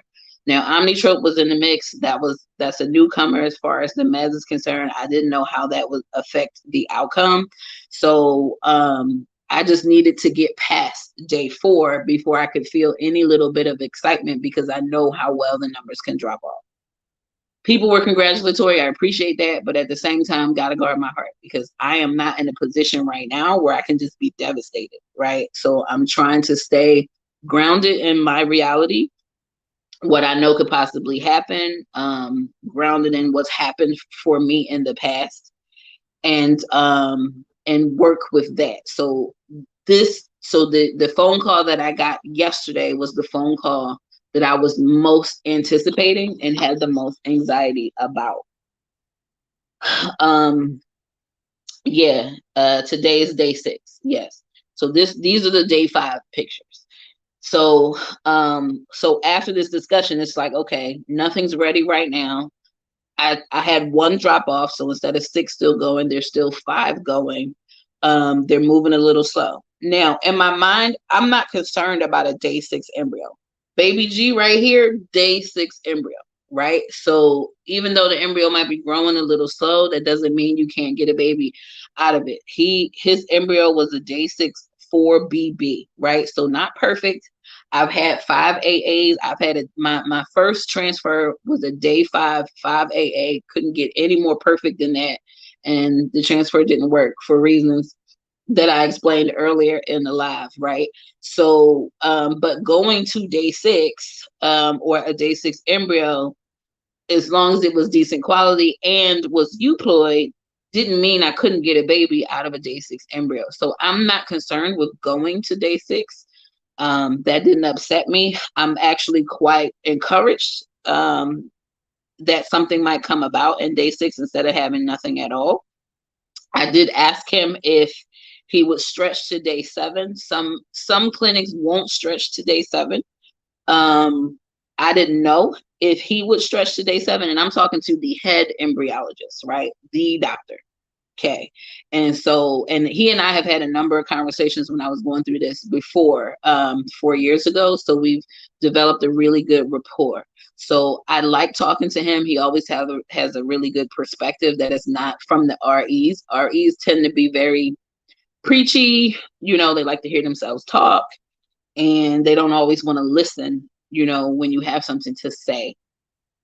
Embryologist has a different stake in this situation. It's not really, kind of doctor patient. His patient is the embryo, not me, right? And so he's coming from like a lab perspective. And so I always appreciate his perspective on things. And when I talked to him previously, he was like, listen, you work really hard to get what you have. Don't let someone, try to tell you to do one thing when you feel like you should do something else. And here are things that you can try that maybe your doctor's not telling you, or whatever the case may be. And I appreciated that from him a lot, which is another reason why I stuck with this clinic when I went with a new doctor, because the embryologist is the most important guy in the room as far as I'm concerned, because he's the guy managing the embryos, and that's what I need good embryos to come out of here. So he is the reason why I'm at this clinic, not so much the doctor, right? The doctor's new to me. So yeah, so that was a short phone call. Got off that phone call with him, was just like, all right, well, he was like, well, do you have a decision now? I said, my decision's the same. I need 3. So we don't have 3 yet, right? We're still waiting. There's nothing to freeze right now. So we just have to wait until tomorrow and see what happens. So he said, all right, well, I'm going to call you tomorrow. Mind your phone, this is that and the other. Because when he called me on day 5, he called me from a private number. I ain't answer that. I'm like, who's calling me from a private number at 10 o'clock on a Saturday?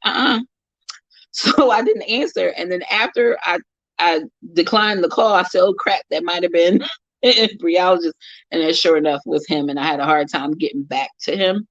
But at any rate, he's emailing me. I got his cell phone. I got his email, all of that.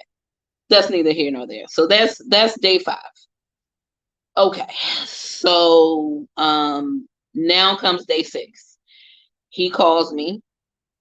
Well, he sent me an email and then he called me. He said, did you get my email? And oops, I don't think yeah. He said, did you get my email? And I was just like, I didn't. But I was looking for the call. I wasn't looking for the email. So at any rate, he sent me the email with the pictures. Here we go. Day 6. Oh, wait. No, this isn't the one.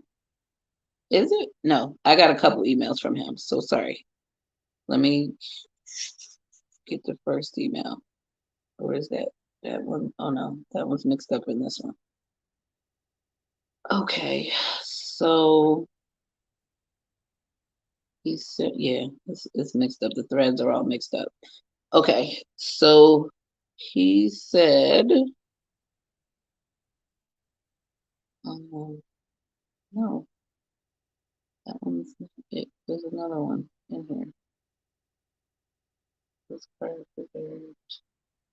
Okay, here we go. Embryo update day 6. So his email for this morning said, well, actually, let me set up the pictures. These all say day 5. Let's see.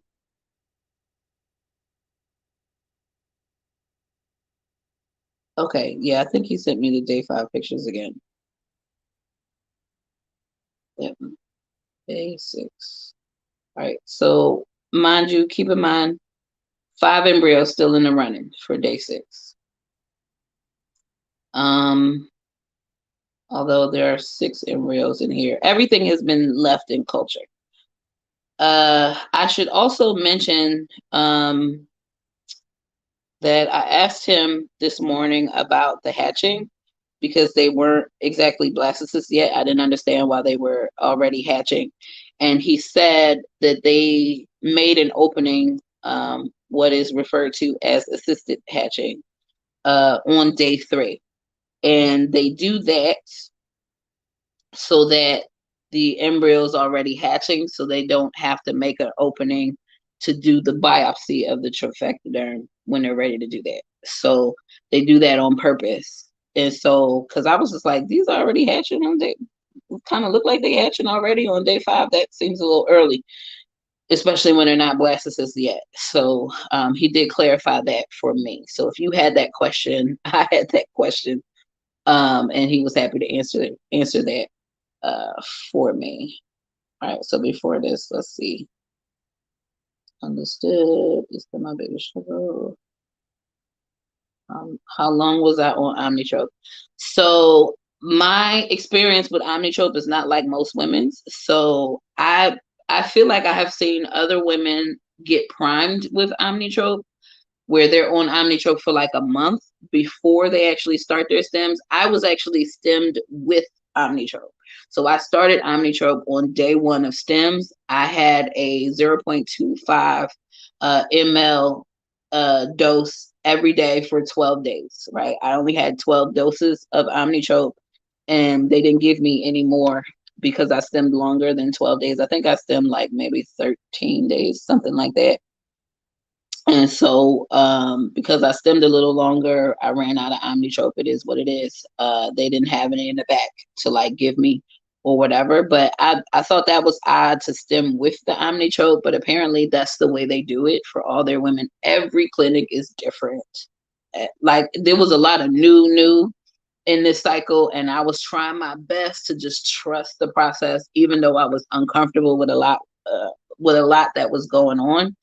And I'm going to have a whole lot of real serious conversation with the RE before going into another retrieval. So, it is what it is. Celebrate the milestones, progress, not perfection. Yeah. Holding space for you regardless. Thank you. Slow and steady. And listen, you only need one. Yeah. Wow, I did not know they did the assistant hatching so early. Exactly. I wasn't aware that they did it that early either. And maybe it's just this clinic. I don't know. You know what I mean? I thought they would do the assistant hatching when they do the biopsy. I didn't realize. So, it's, I don't know. It's crazy, and every situation is different. So, let me share these pictures. Let's see. So there's 6 here, but remember one was arrested at 8 cell. I think he just left it in culture. So, all right. So we've got these 3. You can see this one's hatching out, and then there's these 3. All 3 of these are hatching out. So I think one of these, I don't know, one of these must be the arrested 8 cell one, but none of these kind of look like 8 cells, so I don't know why there's still 6 here. I'm not sure what I'm looking at. Whatever, probably this one is the arrested one because the zona pellucida looks thicker than the rest of these. So at any rate, his email said, as of this morning, we have 5 blastocysts. Okay. Not all are good quality though, right? So the grades were as follows: a 4AB, a 3BC, a 3CC, a 2BC, and a 1BB with fragments. Okay. Yeah, so that was the 5. He said, give me a call on my cell as before. We'll also confer with Dr. L, that's the RE, before proceeding. So we get in on the phone to start talking about these embryos and what this means. Because also, $4,400 is a lot of money to spend. If I'm taking my history with IVF into consideration, 3 embryos going to get tested for PGT, only 1 came back normal, both times, right? So 4 years ago, I spent $5,000, well, plus the $600 to actually do the test. I spent $5,000 plus another $1,200, so $6,200 to biopsy 6 embryos and test them for PGT. Out of those 6, I only had 2 that were normal, 1 out of each batch. And each time, that 1 normal was the best graded embryo in the batch. So in my mind, I almost kind of feel like, did I waste my money doing PGT when we could have just transferred the best quality embryo and went ahead with our business? Now, in the second retrieval that I did, I had 2 5AA embryos. 1 was chromosomally normal. The second one was not, right? So you can have a perfectly looking embryo, right? Because these grades are based on what they look like visually, not necessarily what's going on with the cells or with the chromosomes, right? It's just what they look like visually. And all of that is like kind of subjective because it's up to the person doing the grading. So where one person might have one grade, another person might have something maybe slightly different. So, but what trumps grading is the PGT testing, right? You want those normal chromosomes. Bear in mind, what they're testing is the placenta and not the baby. So there's some variation there. There have been studies about whether PGT is even really worth it. Women have put back, abnormal embryos and had perfect babies. This is that and the other. Now, I think there are levels to abnormal. There's euploid, there's aneuploid, but then there's also mosaic, and then there are levels to mosaic, right? So what does that mean? Euploid means all the cells that they tested all had normal chromosomes, right? Aneuploid means all the cells that they tested all had some level of abnormal chromosomes. Mosaic is sort of an in-between where some of the cells that they tested were abnormal and some of them were normal. And there are variations in the levels of mosaic from there. So there's high mosaic, there's low mosaic, right? So again, these are placental cells. There's been thought or theories that maybe these cells could correct themselves as the embryo continues to grow if you were to implant them for a pregnancy. So I remember a long time ago, Tanika, you asked me how I felt about a mosaic embryo after PGT testing.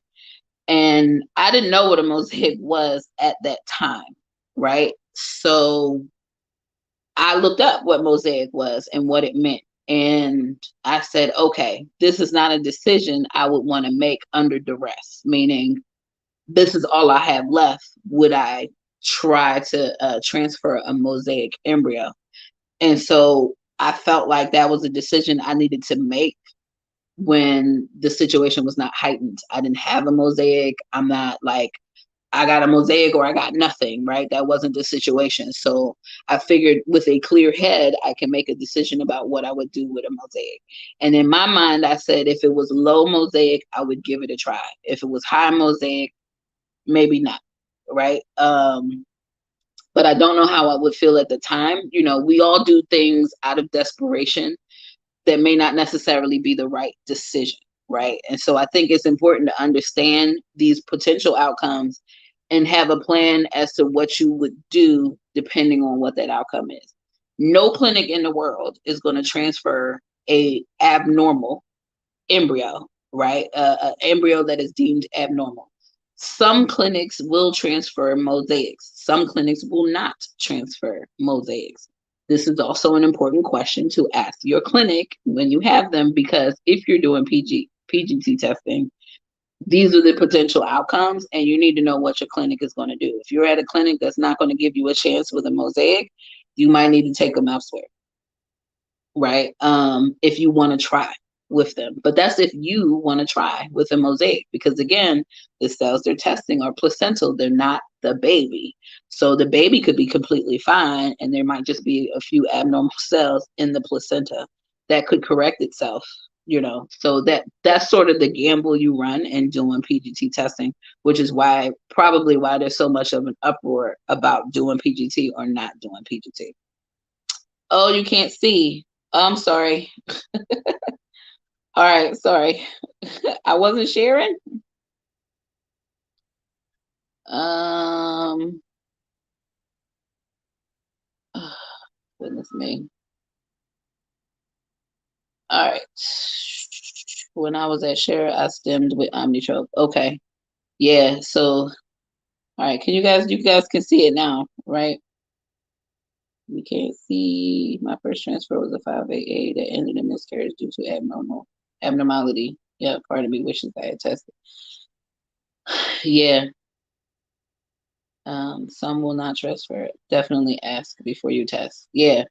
Because like if you want to stay with that clinic, then it might be best to just not do the PGT, because if there's a chance that you might get a mosaic back and the clinic won't transfer a mosaic, then you're stuck with embryos that they won't transfer.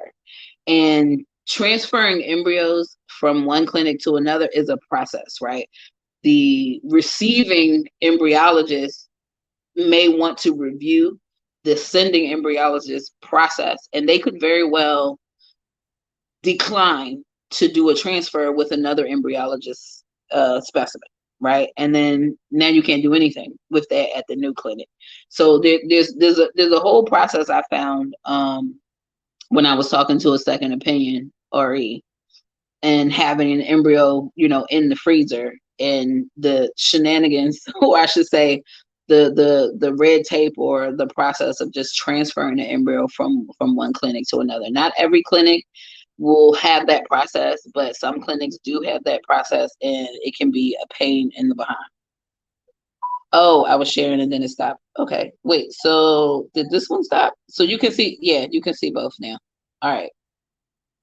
So I don't know which one you missed, but okay. So this was the second one where all three are already hatching, right? So these are day 6. So I feel like this one here is the day 8, the 8 cell that arrested. And then the rest of these are like early blastocysts that are still trying to like grow or something. But you can see this one's already trying to hatch out. There's some trophectoderm here, and then all this in here still needs a little bit of time. So so essentially I talked to the embryologist and I explained my logic in why I needed 3 and why it just didn't make sense to me, and my decision to not biopsy if I didn't have at least 3 was not medical, right? Oh, I failed my phone. It's not that sorry, let me turn this off. Oh, that's my timer. I need to scan my thing. Sorry. Gotta scan every 8 hours, or that's my glucose. Gotta scan every 8 hours, or I'll lose data. Continuous glucose monitor. As you can see, breakfast. I was up there, right? If you can see it, I know I'm small in here, but that's neither here nor there. We're not here to talk about my glucose right now.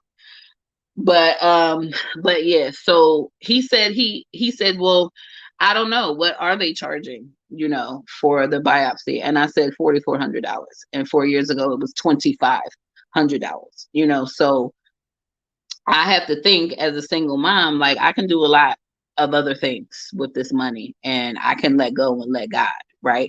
He was like, well, and this is what he told me on day 5, but I told him I probably wasn't going to PGT test. And he said, oh, well, you're at risk of miscarriage, or, super low risk of, maybe having a baby that is born with some chromosomal issues or whatever. That's a more slim risk, but that risk is there too. And I said, well, but if I was doing this naturally, I would have no control over this, like over whether my embryo or whether my eggs, or whether the chromosomes split, correctly or not, right? And in my mind, so much of this is out of our control, right? And PGT testing is not 100%, right? So just because it says my embryo is 100 is chromosomally normal, that's not necessarily the case, because again, they're testing placental cells, not the baby, right? So the baby could have the abnormal cells, and the placenta could have the normal cells, or maybe they just didn't grab any abnormal cells, right? So there's a lot of things that could go wrong in that. I mean, there have been stories where people have gotten the gender, because you can get the gender from PGT testing, where the gender was completely wrong. How does that happen, right? There's either 2 X's, there's either a Y chromosome or not, right? So how do you say, oh, there's no Y chromosome and then your baby comes out as a boy, or there is a Y chromosome and your baby comes out as a girl? So it's not 100%, right? And it's science is not necessarily 100%, and that's just the reality of that. So today's conversation with him was a much longer conversation. He then told me that he had a talk with Dr. L, my actual RE, and that he wanted to be involved in this conversation. I said, but it's not. Someone's at the kitchen. Someone's at my door. I don't know who that could be. Oh, I know what that is. That's my groceries. I'm like, who's at the door? Oh, I should have turned the light on for them. Anyway, I got food out there, so in a minute I'm gonna give them a chance to go. In a minute, I gotta at least bring it in, so the bugs don't get my food. I got my Thanksgiving goods, out there, my collard greens and all that good stuff. So so yeah, so he's just like, well, he wanted to be, and I said, but I mean, it's not his decision, it's not his money. You know what I'm saying? So I don't understand why he thinks he gets to make the decision. And then, to be quite honest, given the grades on these embryos, he's like, well, because I'm thinking the 4AB is it. Like, that's my normal one. That's it. Everything else is such lower grade. That's the stuff that's not going to come back normal. And he's like, really, you got the 4AB, you got the 3BC, and like the 3CC, he said, I wouldn't even bother with that. That's not going to go anywhere. And then the 2BC, he's like, that one's not looking great. And then the 1BB has fragments, but it looks good, but it's far behind and it's fragmented, so it may not do well. But at either way, because it's a 1, it's not ready to be biopsied or anything like that now anyway. And I said, well, would you stretch it to day 7? He told me the day before, when I asked about stretching to day 7, he said day 7 embryos probably have a 10% chance. If they do anything, you probably get maybe 10% from them, if anything. So he didn't really like believe in day 7, but he would stretch to day 7 for a patient that had nothing else. Right? If they had nothing going for them on day 5 or day 6, he would stretch a patient's embryos to day 7 so that they could have something to work with. But he said day 7s don't have great outcomes, right? So not impossible, but just not likely. So so I'm like, okay. So he said, all right, I understand. I said, do you want a 3-way Dr. L in? Because thanks. And he said, well, no, I don't think we need to. I don't think I need to call him into this conversation. I hear you. I hear what's going on. I hear your reasoning. And I think there's a lot of pressure from the doctor for me to do this PGT testing. And I told him, I said, listen, it's not about not having $4,400 to do the PGT testing. I've already paid the $4,400. It's already paid. The question now is whether it's worth it to me to use it, right? If I don't use it, you give it back, or if I'm definitely, because I mean, by the way this looks, I'm definitely doing another retrieval, right? So the fact that, hold on, let me check the Ring camera, because that's the 3rd time that has gone off. So I don't know if that's them coming back and forth with my bags, or if one of the neighbors' cats is out there sniffing up on my smoked turkey leg. You know what I'm saying? So I need to go before that cat gets at my stuff. Where I can't even find this app. Let me see. Come on, Ring. Let me see who's out here at my door now. Oh no, I think she's still dropping. She's still dropping boxes. So yeah, she's still out there. It's so dark. I feel bad. I didn't leave the light on. It got dark. But ooh, that's a lot of collard greens she just put up there. I don't know if y'all see that. All right, it's so dark. I feel so bad. Anyway, but at least my greens are not on the ground. They're on the table, but I still need to go get them. So I'm gonna let her take her picture, and then I'm gonna have to go get get that. And that's what I told That's what I told the embryologist. I said, well, maybe he's concerned about the stats as far as putting back an untested embryo. And he says, no, no, no, no, let me stop you there. I handle all the statistics, and we have all these meetings, and never once has statistics come up. So don't put that as the furthest from your mind. I could tell you clinics that definitely look at their statistics that has never come up here, blah, blah, blah, blah, blah. And I'm just thinking, And in my mind, I'm just like, maybe it has not come up in conversation, but there might be an underlying tone about statistics there. Also, after I got off the phone, I was talking to somebody else. I was thinking, I said, you know what? Because I told him, I said, the only issue with me doing this biopsy is the cost of the biopsy. The price is too high to do the biopsy. Considering that I'm going into a second retrieval, we're not talking about $4,400 anymore. Now we're talking about $8,800 because they're going to charge me another $4,400 if I want to do a biopsy in that retrieval. So no, that's not money I can spend just frivolously. No, I'm not going to do that. It's not that I don't have the money to spend, but I'm not going to do it. I'm not going to extend myself like that when I'm a single mom and I got a kid here, who's already eating me out of house and home. Like, no, I'm just not going to do it. And so, he said, well, maybe we can talk to, Dr. Chabon. He's the owner. Maybe they're willing to give you like maybe a two for one. I'm like, I can rock with that. If I can get both biopsies for 4,400, I can rock with that. And so he did text me later. He said he talked to Dr. Shimon, and Shimon said, no, the price is not going to change. And that, and then he said, if I don't hear from Dr. L in the next 15 to 20 minutes, pardon me, I'll do what you're requesting me to do, which is not biopsy them, because he agreed with me that for real, looking at these grades, 4AB, 3BC, and then this 1BB, I really only have 2 embryos that's like worth doing anything with.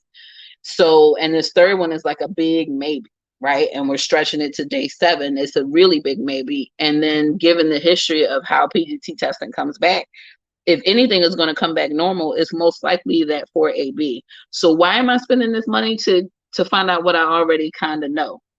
Right. So either the 4AB will come back normal or it won't come back normal at all, and nothing will be normal. And I will feel like I had wasted $4,400 trying to get that test done when I knew this was probably going to be the outcome. So I'm like, no, that means I really only have 2 there. So no, no, I'm not going to do it. And so he said, I get it. He said, well, maybe we save the 4,400 for the next retrieval, which could go worse or could go better. And he says, maybe we can do a biopsy of that, since that would essentially be my last retrieval ever. Like, I am done. Once that second IVF vial of sperm is used, I'm not buying any more sperm. So that's it. This is the end of the journey right here. So the 4,400 is already spent. I can opt to spend it on the retrieval in December, or I can opt to not spend it and let them refund it to me, depending on how that cycle comes out. And, if I opt to spend it then we could use that as a first wave of transfers, since we'll have some results from that. And then the embryos that he freezes from this cycle would be a second wave that we could go to because they're untested.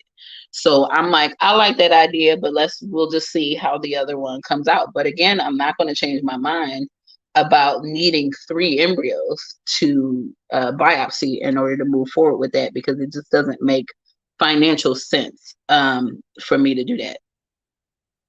Smoked turkey leg, girl, will wait, get your food. Yeah, smoked turkey. Wait a minute, invite us.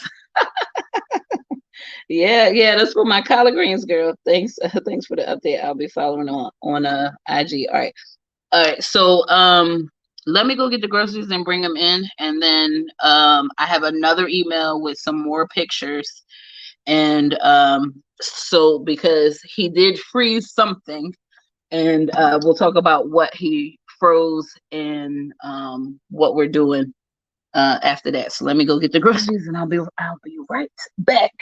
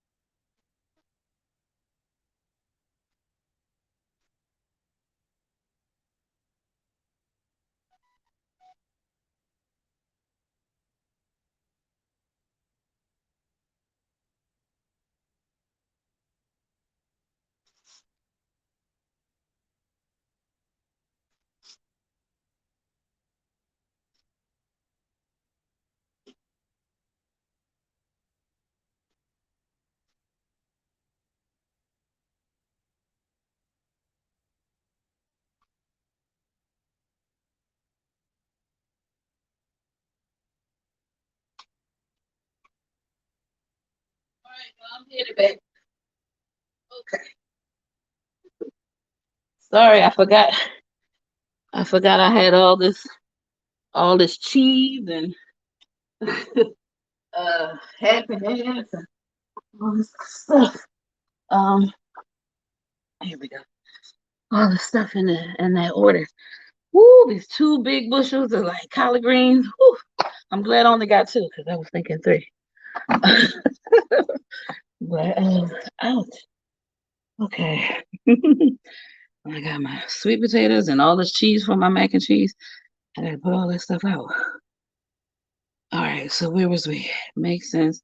Chances are you'd have been using the best of these embryos, regardless if you were to use them at all. Yep. Y'all cooking for Thanksgiving. Yeah, I'm cooking. I don't know who y'all is. I'm cooking. Well, I guess everybody else is. Anybody else cooking? Hey, Stephanie. Hey. Can you have the test done at another clinic for a better price? Sounds like a shakedown to me. Well, here's the problem, because I don't want to have to pay for the biopsy twice, right? Because it's not the test, the cost of the test, right? Because the lab charges for the test. And apparently that price is going up too. I understand prices are going up everywhere. But like I said, 4 years ago, $2,500, $4,400. It almost doubled. So it's just kind of like, I can't. That price tag, I just can't, right? And giving it some additional thought, and the fact that he said the owner didn't want to give me like a deal considering I was going to do back-to-back retrievals. And I was just like, you know what, that makes sense, because I'm not a cash paying patient. I am an insurance paying patient. So a lot of these clinics don't like insurance paying patients because they don't make enough, it messes with their cash flow, right? They don't make as much money off of us.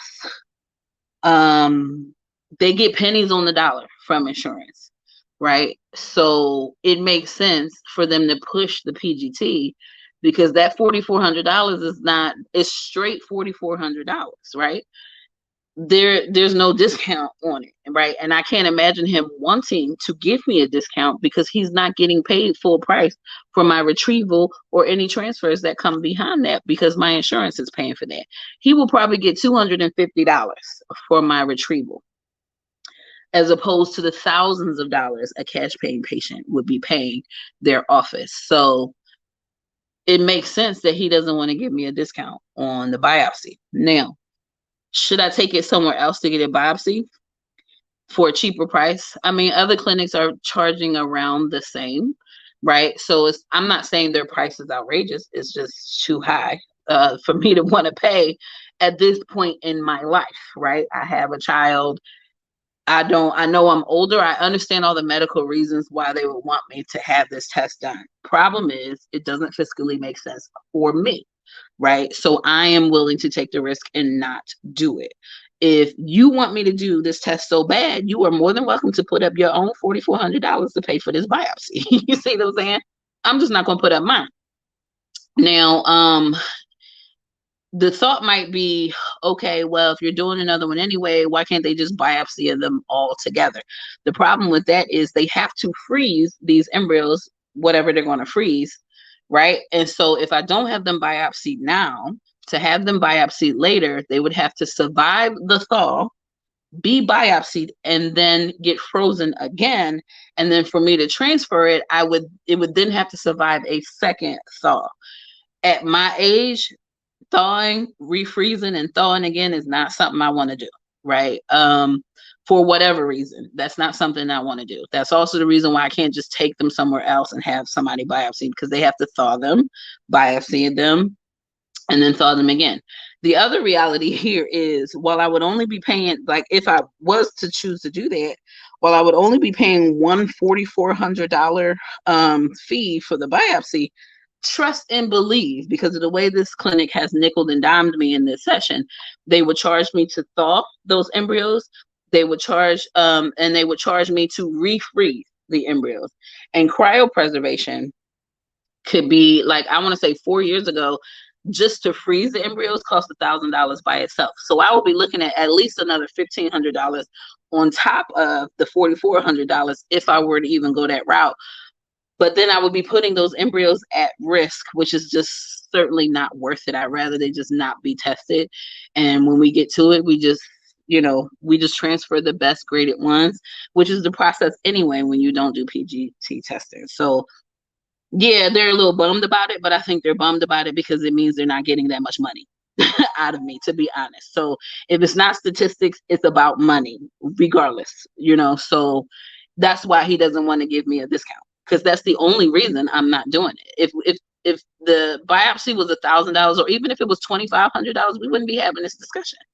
I would just give him the $2,500 and say biopsy what you need and send it on its way. But we're talking about $4,400. Not doing it.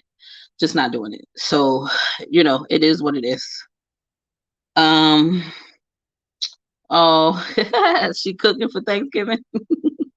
Miss Lex, you're cooking a small meal. There won't be any leftovers. I've already told my son I don't want any of that food hanging around for days. I know it's tough. It's tough. It's the biopsy that they're charging her for. She won't have time to move them to another clinic. They have to be frozen. Yep. I'm cooking. Rachel Faye. Oh, Tanika, you're cooking. Your food delivery was yesterday. It's all about the size for me. Miss Lex, are you doing desserts? She says banana pudding. That's my favorite. My favorite. All right, so we're all talking Thanksgiving now. My first year with the in-laws, so I'm bringing several sides and a traditional Jamaican holiday drink. All right. I'm sure it's got plenty of rum, right, Shar? Hosted a Friendsgiving. Everything was so good. Gosh. Now, Arlette, and the Friendsgiving, where does all the food go? You hosted at your house. Who gets to keep all the food, or do people take it? Did y'all equally split all the food up so everybody got something to take home? Because you don't want to get left with all that food, and then you got Thanksgiving behind that, right?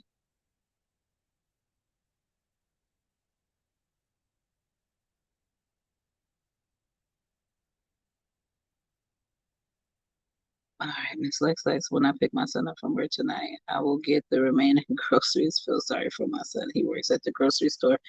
I know it's a rough time. Wow, Tamika, you're like a walking Google. How do you remember all of this stuff? Girl, my brain is a wealth of useless knowledge, okay? I can't even tell you.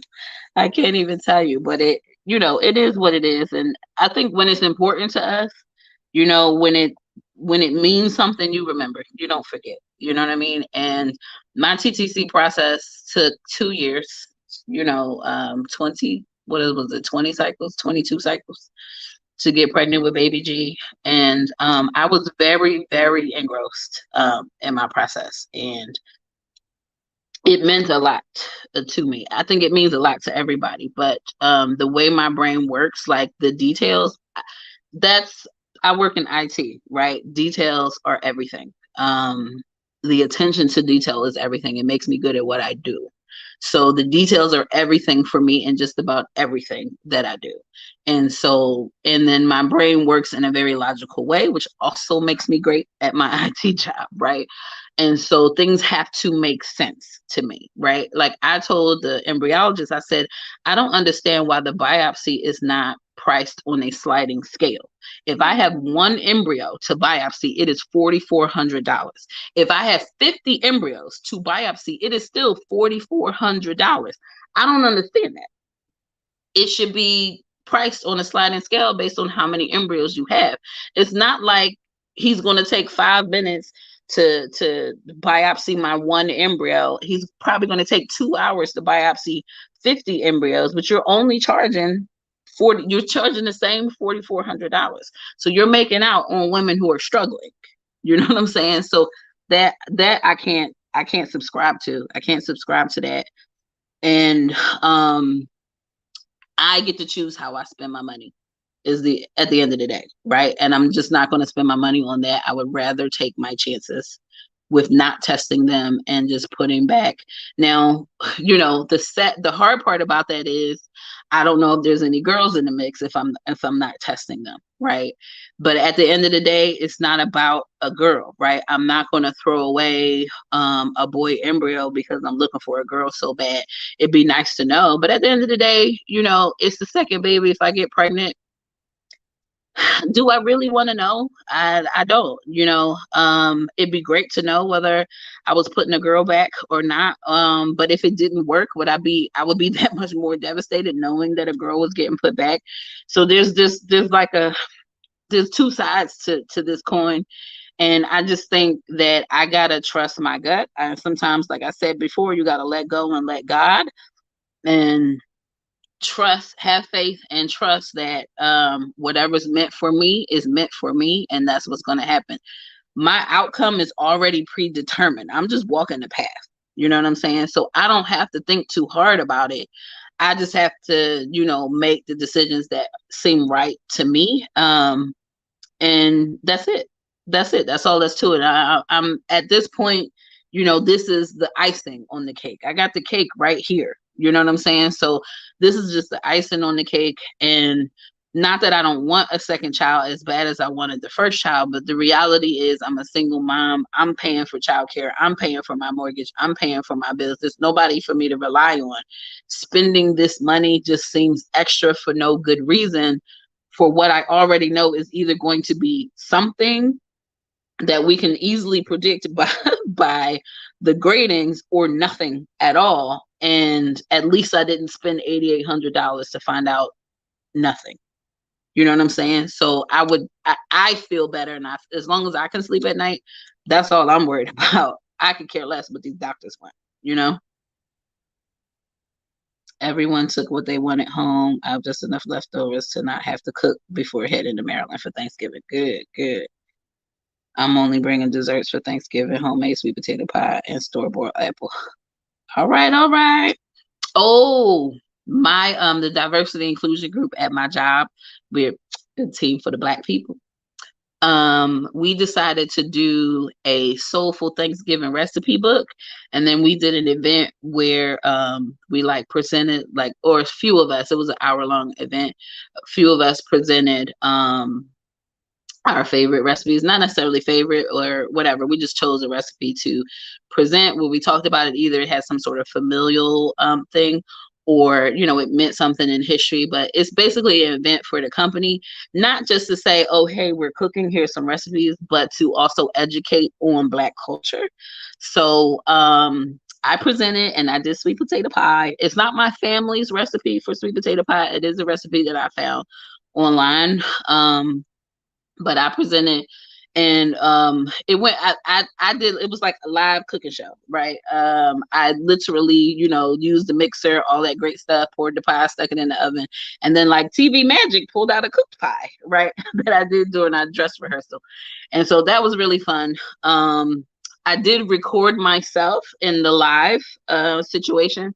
I kind of messed up the recipe a little bit, but actually I messed up the recipe both times. I put too much sugar in both pies, and then the one I did for real, I left out the evaporated milk, but I tasted the pie. The pie is still good even without the evaporated milk. And then the pie I did for the test run had all of the ingredients in it, but I used way too much sugar. But I gave that one to my sitter. She had never, they're Hispanic, well, she's Hispanic, her husband is Italian, but they had never had sweet potato pie before, and she told me it was so good. She loved it, her husband loved it, and she wanted the recipe. So I was able to give her the recipe, but I had to tell her I put too much sugar in it. So if she thought the pie was super sweet, that was why. And so she should try the recipe as is. So yes, so I have that filmed that I do plan to post to my channel. I don't plan to make you guys wait. I'm going to edit it probably sometime this week, and post it just so you can see me do my little live TV thing for work. But I thought that was fun. It's Thanksgiving time, and everybody really enjoyed the event and all the education that came with it. So it's kind of hard telling non-Black folks about our history and culture with food that involves slavery times. You know what I'm saying? So I think hopefully some additional sensitivities came out of that. But I got a lot of offers to mail my pie. And my apron that I wore says "Will Cook for Shoes." And I want to say one of the non-black guys, I mean, we have a good rapport, but he said, "I'm coming over for Thanksgiving and I'm bringing shoes." I said, "You got it. I'm a 9.5 or 10, baby. You got it. You come anytime you anytime you want, because I'm cooking for Thanksgiving this year." So that was fun. That was fun. It was fun to participate. It was a lot of like shenanigans, like getting it together. And I realized after the fact that I left out the evaporated milk on the actual live presentation. And then after I realized I was using too much sugar in the recipe, but it is what it is. There was all kind of bloopers. I had sugar all over the place. The mixer made the sugar go flying, and I was spilling stuff everywhere. But I was like, what's a good cooking show without bloopers? You're at home. It's okay. Make a mess. Make a mess. So everybody really enjoyed it. It was a good time. There's a lot of good recipes in there. Tamika, I just wish you well in your success, and I look forward to your journey with your second baby. Thank you. I'm still hopeful, y'all. I'm still hopeful. I got a long way to go, but I'm still hopeful. I should record myself making it for my family. Ours is a passed down recipe that's not written, but learned in the kitchen. Yeah, by all means. Yeah, I mean, you don't have to share it with everybody, but by all means. And I recorded it only because I also gave the history, because like I said, my company is probably like 2.8% black, or of people who identify as black. So that's not a lot, so most of the people that we're presenting to are not black people. So it was important for us to not only just give these recipes and why they're important to us, but also give that education on our culture. And I didn't have like a specific familial thing for sweet potato pie, other than my grandmother made a lot of sweet potato things. And I do think about my grandmother when I eat sweet potato pie. But I thought that it might be interesting because to learn why, as Black people, that we consume sweet potato pie as opposed to pumpkin pie. Right? Why the sweet potato pie is more traditional for us than that. And so that history that I learned, I didn't even know I learned it for this presentation, is actually pretty interesting. Of course, it originates in the South, and wealthy white Southerners. It became popular with them. It was easy to grow. They could grow it all year round. Pumpkin was more something that was easier to grow in the North. But of course, during those times, who was doing the planting, the growing, the harvesting, and the cooking? Of course, it was the slaves. So the Black people have learned to perfect the recipes using the sweet potatoes. But unfortunately, slaves did not have the means nor the utensils to make any of these recipes for ourselves. So it wasn't until slavery ended that we were able to really perfect it for like our families, and they really became like a staple. And I also learned that slaves in the Caribbean used to use hot boiling sugarcane to cook their sweet potatoes, which is kind of where we get the candied yams from, even though sweet potatoes is not a yam, but that's essentially where that comes from. So that history was actually pretty interesting. And I thought, non-Black people who are used to eating pumpkin pie could appreciate why we eat sweet potato pie instead of pumpkin pie. Yeah, family only. And then the video lives in perpetuity, right? In a way, right? It could be passed on to teach the next person how to make that pie. So, the next person, or your son or your daughter or somebody else in the family, and to keep that tradition real, right? All right, so that was day 6. I did get another email with more pictures from the embryologist with what was actually frozen. So let me get to that email. And come on. So many emails, so much discussion with these doctors. I guess Dr. L never got back to him. He told me to expect a call maybe from Dr. L. My phone didn't ring.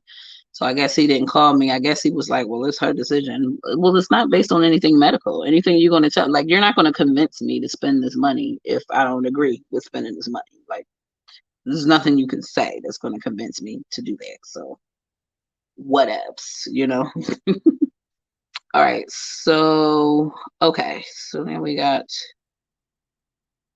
3 more pictures. Each picture is of what was frozen. And what he told me, he told me in text message that he was freezing. Let me see what he said. He said, where'd it go? Here. He said, I will follow through with your request if I don't hear back from Dr. L in the next 15 to 20 minutes. Most likely freezing the what is it? Oh, the 4AB, the 3BC, and a 2BC embryos. So remember, the 3CC he's not even going to bother with. He says, I will keep the 1BB with fragments and culture until tomorrow and see what happens with that one. So what I have here is pictures. I don't know which one is which. He just gave them letters. I think when they freeze them, they assign them a letter. It makes it easier for them to identify them. So, here, pull this out.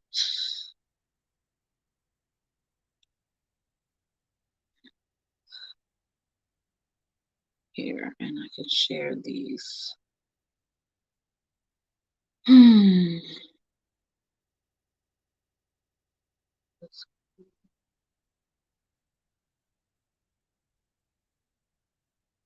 Here we go.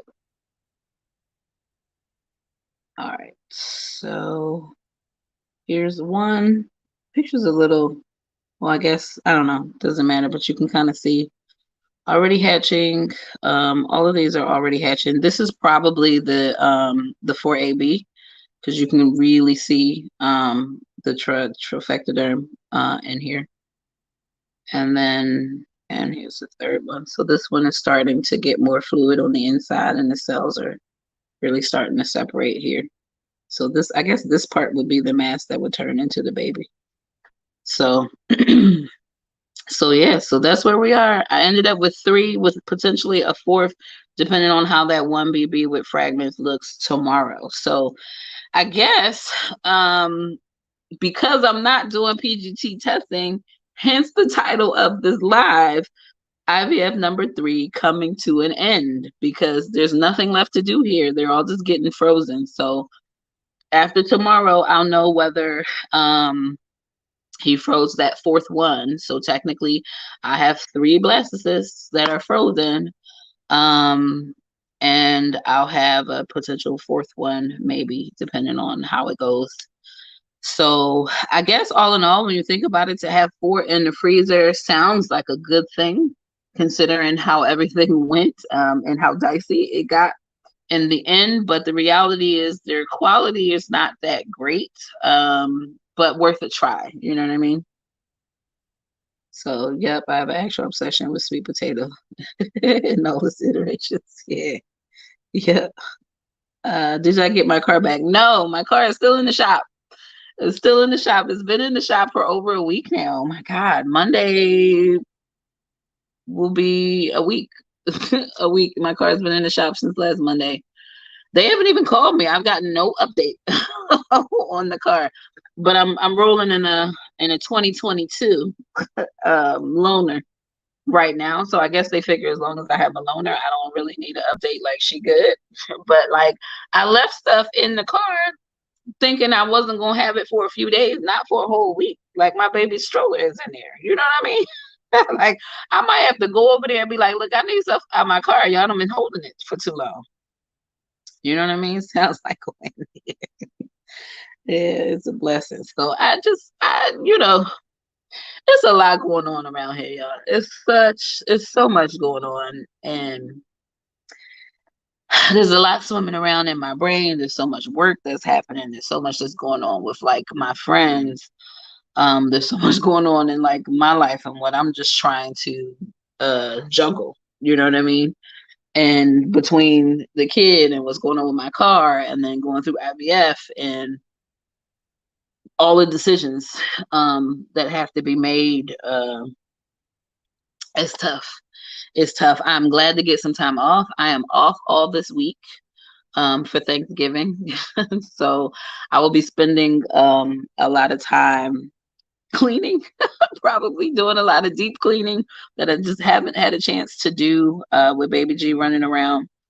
And I wanted to go out here. A girlfriend of mine got him the 7-foot trampoline for his birthday. I haven't set it up outside yet. I was planning to do that this week, but it's going to be raining like all week and cold, so I don't know if I want to do that this week. That might have to wait till like December or something, or maybe like Friday. But I wasn't something I wanted to do while he was home. But I don't know. I can maybe figure it out. But yeah, I might be hosting some friends. I'm not sure if I'll be hosting them or not. I haven't heard from my friend. So I don't know if I'm going to be hosting her. They're going through some stuff. So it's also weighing heavily on me as well. So I need to reach out to her and see what's going on, if I can expect them on Thursday, because that affects how much food I cook. Am I cooking for just me and Baby G, or am I cooking for them as well? I'd like to be cooking for them, but I don't even know if they're going to be around. I haven't heard from her. So, it is what it is. Great love. Have a wonderful holiday. You too, Shazers. I didn't even see you come in. Hey, girl. Hey, girl. Hey. Oh, great live. Thanks. You have a game plan and another vow. Grateful for options. Yes. Yes. I have one last vow. And like I said, this is it for me. I told him, I said, Dr. K, this is it. Like, I validated with him that he did not use both vials because they are IVF vials, so they don't put very much sperm in them. He said he only used the one.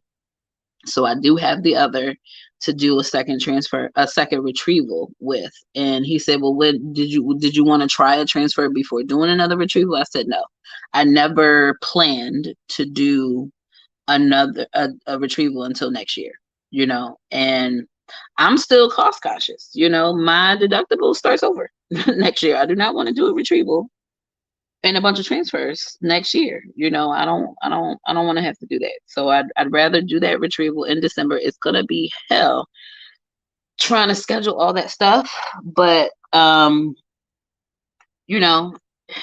it's 2 weeks of hell. I just got to get through 2 weeks of hell, and then I'm off for the rest of the year.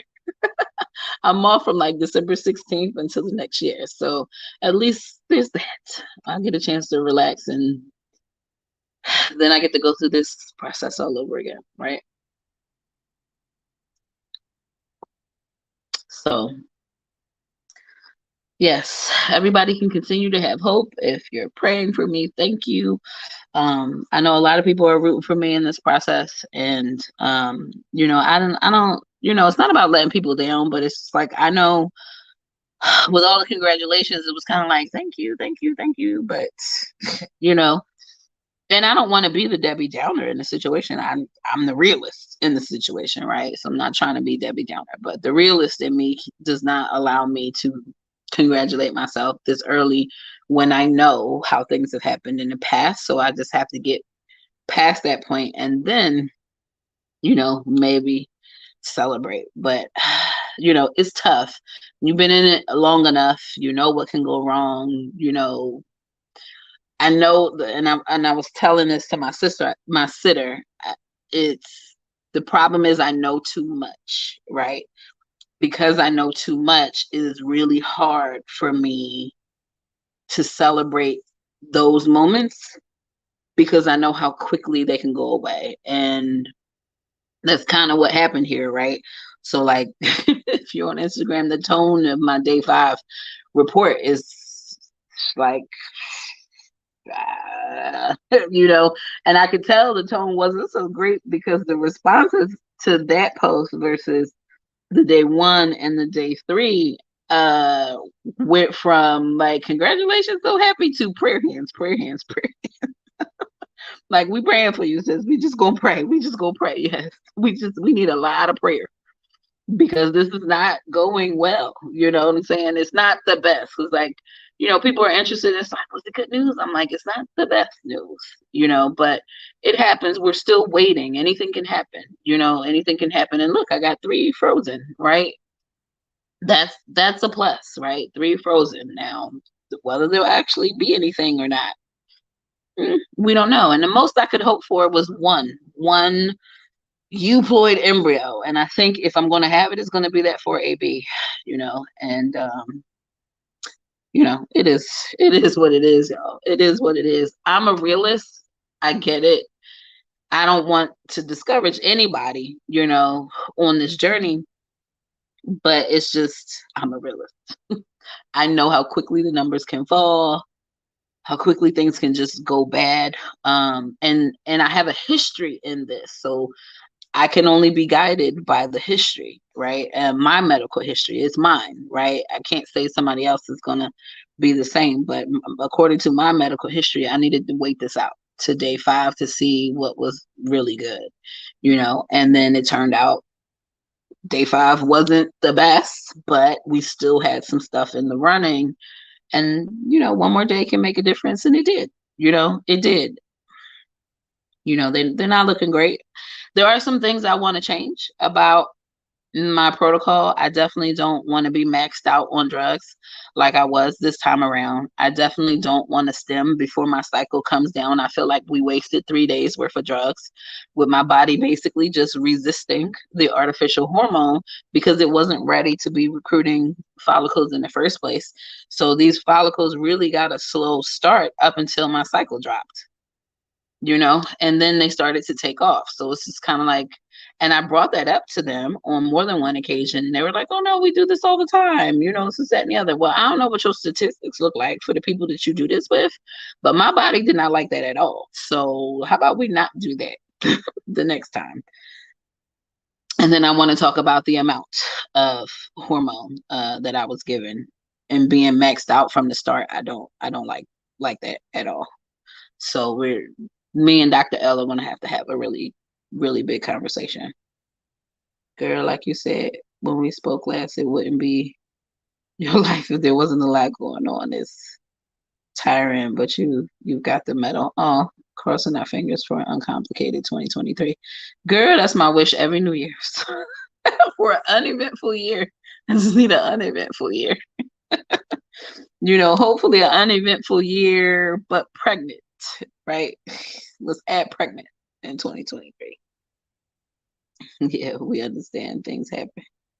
Yeah, so it's been a lot, y'all. It's been a lot, and I know I'm like so far behind on my videos. I have been filming through all of this, so like all the detail will be in the videos and stuff. But I know you guys are like invested in this process, and I didn't want to make you wait until I could edit all these videos to get you all caught up, which is why it's just easier for me to come in and do the lives. Unfortunately, Baby G over here likes to be incredibly disruptive.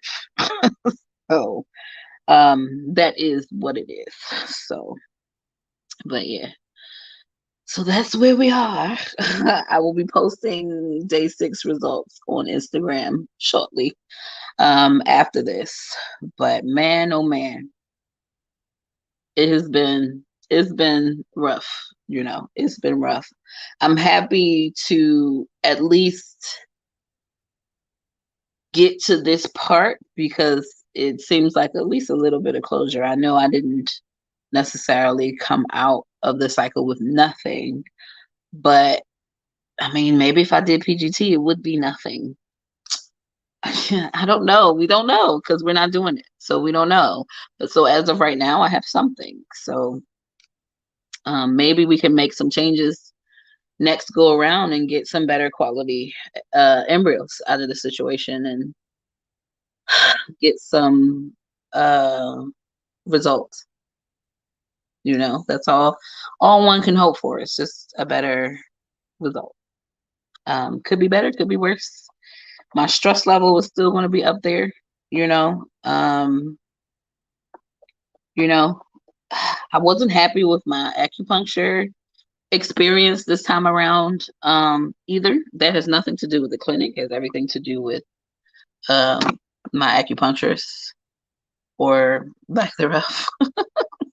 Not even really lack thereof, because I was going to the acupuncturist every week. I don't know. I just didn't feel like I was getting the same level of fertility acupuncture that I was getting from the previous acupuncturist. She never asked me about my cycle, how I was doing, what cycle day I was on. She wasn't trying to focus on my surgery scar and, softening it up and, trying to remove scar tissue. She wasn't doing any of that. And it's just like, I don't think she's even seen my scar. She's not stuck a single needle in my belly, right? And I was like, are you even doing fertility points? And she said, oh, yeah, I do them in the legs because I feel like those are better. Okay, if you say so, girl. But then also, I'm a bit on edge because I haven't had acupuncture in probably a month now, and I need I need acupuncture like every 2 weeks to remain sane. So, I'm quite a bit on edge right now. So, because all these appointments with the RE have been on the Friday mornings, and I have to go an hour away to get to the clinic, and they close early on Friday, there is no opportunity really for me to do acupuncture. And it's been a while, and I haven't had chiropractic either. So I need to woosah something. You know what I mean? So between now and the end of the year, I gotta figure something out, and how to get this going. So I can be at least a little bit sane. Ashwagandha has been helpful, but the acupuncture is really, hey, stop scratching on this, please, cat. The acupuncture is really what does it for me. So gotta find a way to get that back in the schedule somehow, some way, in the midst of everything else that's going on. And so my focus this weekend has really been on like just trying to catch up on rest, because I was just not getting enough sleep, which could have also contributed to this cycle. Just a lot of work, not a lot of rest, a lot of stress, and then having a toddler running around just doesn't help. So there it is. Man, I always say I'm not going to come on here for very long, and here we're almost 3.5 hours in. So this one here doesn't help, right? He doesn't help with that. But there's just so much to say, and then so much to explain, because I want everybody to like get it, So I will hang out here because I need a bio break at some point. I'm gonna have to go to the party.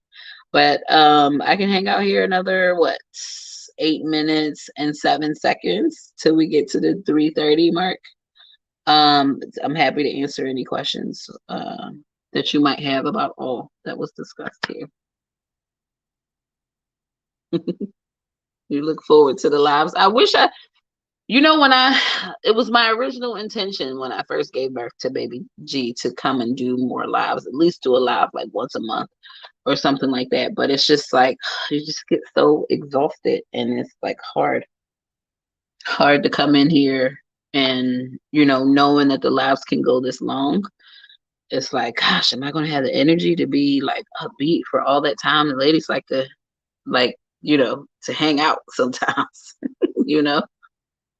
What will I do Omnitrope again? I don't know. Did Omnitrope really help me this time? Maybe it did, maybe it didn't. I don't know, because I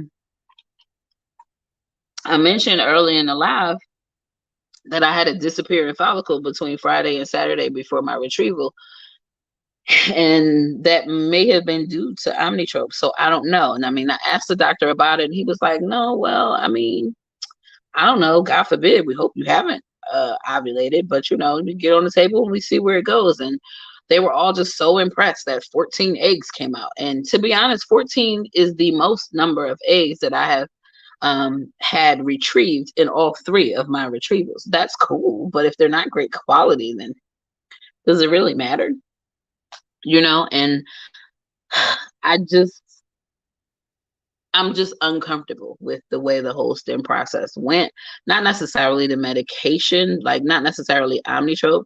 It'd be nice if I didn't have to do Omnitrope, because that Omnitrope cost me $1,200. Insurance doesn't pay for that because it's being used off label for fertility. So it costs a lot, So even with insurance, I'm still paying out of pocket for that. Which is also what makes this so expensive. Why I can't just willy-nilly just spend $4,400? You know what I mean? Just crazy. I quit fertility acupuncture. The ladies at the practice were so nice and vested that I felt like I was letting them down during all the cycles when it didn't work. Yeah, I mean, I did acupuncture the entire time. I was doing acupuncture before I even started TTC. So can I say acupuncture made the difference in my outcome? I can't, I was doing it the entire time. It still took me 2 years, So I'm sure it didn't hurt. Come on, get down, kitty. Come on, get down. Get down, sir. Get down. Come here.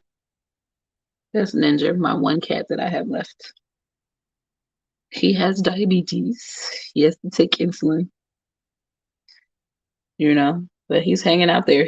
Who knew he'd be the lone survivor of the 3? Yeah, acupuncture started to feel stressful. Yeah. I know. Arlette, you should go live. I haven't seen you too since the trip to the park. When I did Omni with my own eggs, it sped up the cell division. Oh, did it? Okay, so your cells were dividing a little slower before.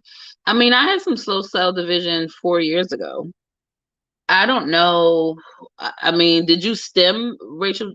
I can't remember. Did you stem with Omnitrope, or did you prime with Omnitrope? Pardon me.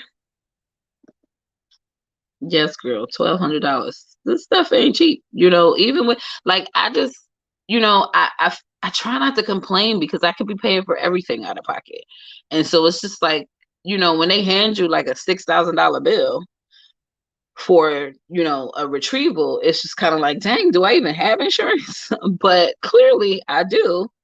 And I just can't even fathom not having insurance, given the price on this. Like, I'm not, if I had to pay out of pocket, if I did not have insurance, I'm not sure Baby G would be here. I'm just being honest. I'm not sure he would be here. I don't think I could have committed that much money. Who was calling me? Call RD. I don't know who was calling me. Well, I guess it's only 7 o'clock, but I don't know who that is on a Sunday. No questions, but the wife being off for Christmas break. We should finally meet. All right, girl. I'm off the last, 2 weeks of the year? So, yeah. Let's see. You don't have to be upbeat for us. I don't. I gotta be upbeat for the people who here on the live. Y'all don't want to see me all bored and blah.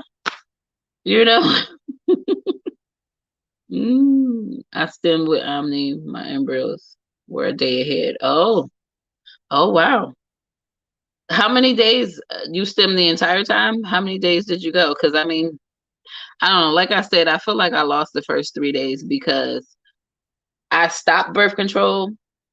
I took my last birth control on Friday night. They had me come in Monday morning for ultrasound for basically my baseline. And I started stems that Monday morning. I had not even had a bleed. The bleed didn't happen until Thursday of that week, which was stems day 4.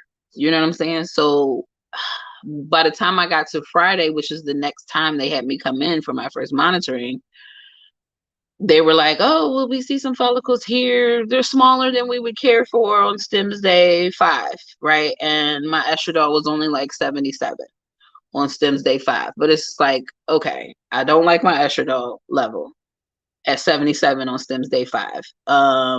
But technically it's only cycle day 2. So is 77 really bad? I don't know. So it's just, I didn't know what to think of it because I didn't experience this before. And they were like, oh no, it's fine. We do it all the time. Blah, blah, blah, blah, blah. Well, it didn't work for me. So let's not do that again. Me over here uninsured. Yeah, that's like, man, it's not been cheap, even with insurance. And I feel bad for all the families, the ladies that have to be out here doing this without insurance at all. I just can't imagine, right? It's so incredibly expensive. And the nickel and diamond that went on, like, these people charged me $300 to thaw my sperm. I had to pay that. The anesthesiologist, for some reason, Florida doesn't pay for outpatient anesthesia when it's done outside of a hospital setting. So I had to pay $1,300 for the anesthesiologist, who didn't even put me to sleep, right? She just gave me some relaxing medications, right? She didn't even put me to sleep, but I had to pay $1,300 for it. Then after they received my donor specimen, this is after I paid them $6,000, mind you. I want to say the next week, my sperm got there on Monday. And when I came there for my visit on Wednesday, they were like, oh, we received your sperm, so we need $250. For what?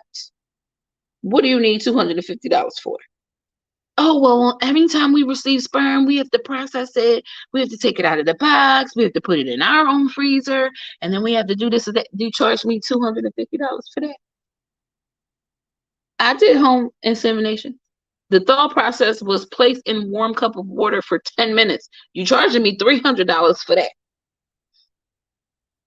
Now you want to charge me $250 to pop the box that arrived? When it cost me $300 just to ship it to you. Nickeled and dimed. I'm telling you, I was so pissed. Like, why isn't this already on a piece of paper? You knew I had to ship the sperm here. Why isn't this already on a piece of paper? I don't understand. It wasn't even the charge or the amount. It was the fact that I just paid you a whole of a lot of money last week. You made no mention of this $250. It wasn't on any list of any price from finance. I talked to finance at least 3 times during this process. You didn't even mention that as anything as part of my cost. And then you hit me unexpectedly, like I could just pull $250 out of my behind. Like it's just nothing. I don't like that. It's shady, and I just don't like it. Insured, but with no fertility coverage. Yeah, because Florida. Yeah. I stemmed for 12 days. Did half a vial of Omni each day. Oh wow. So they had me. So I got 4 doses out of each vial of Omnitrope. So maybe you just had a higher dose of Omnitrope than I did. I don't know, or maybe I don't know, or maybe you put more of the water in to mix it. Was your Omni pre-mixed or what? I don't know. I'm just curious. Nah, never come with anything but your authentic self. Those who get it. Those who don't aren't worth the stress. I know. I don't know, but I don't want to be half asleep up here with sleepy eyes trying to talk to you guys and half answering questions because I really should be asleep somewhere. You mess around and fall asleep when y'all out here. It's been hard to have time to post a video or go live lately. I'm doing okay, but the postpartum anxiety and BJC's challenging behavior due to life changes and him just being 4 have been a lot. Oh, that's understandable, Arlette. That's understandable. Yeah. Amazon has day 1 coverage. Oh, shucky ducky. They cover everything, including donor eggs and sperm. Oh, really? But they work you like a dog, though, so I hear. Can you talk about what it was like doing IVF awake, maybe on another video. Yeah. Um, I talked about it a little bit in my stories. The stories are going now. Um, but yeah, just the short of it, it wasn't that big of a deal. I actually felt pain. It felt like getting blood drawn, but not from your arm, but in your vagina. There were two pokes. I don't know if, and I didn't have a lot of the discomfort. I would say this go around that I had previously. Maybe it was just the finesse of the doctor. Like maybe this doctor is a little bit better at finessing the ovaries than the previous RE, and maybe the previous RE is a little bit more reckless because you're asleep, so they're not as careful. I don't know. Like I didn't even need the narcotic, right? I filled the script, but I didn't even need it. I didn't take anything for pain coming home. I was just like a little sore, but I wasn't, I feel like my ovaries or my uterus was a little sore for probably the first week, 5 days or so. Even now, like when I woke up this morning, my bladder was full. I could feel like a little soreness with the full bladder. But in general, I was fine after the first day.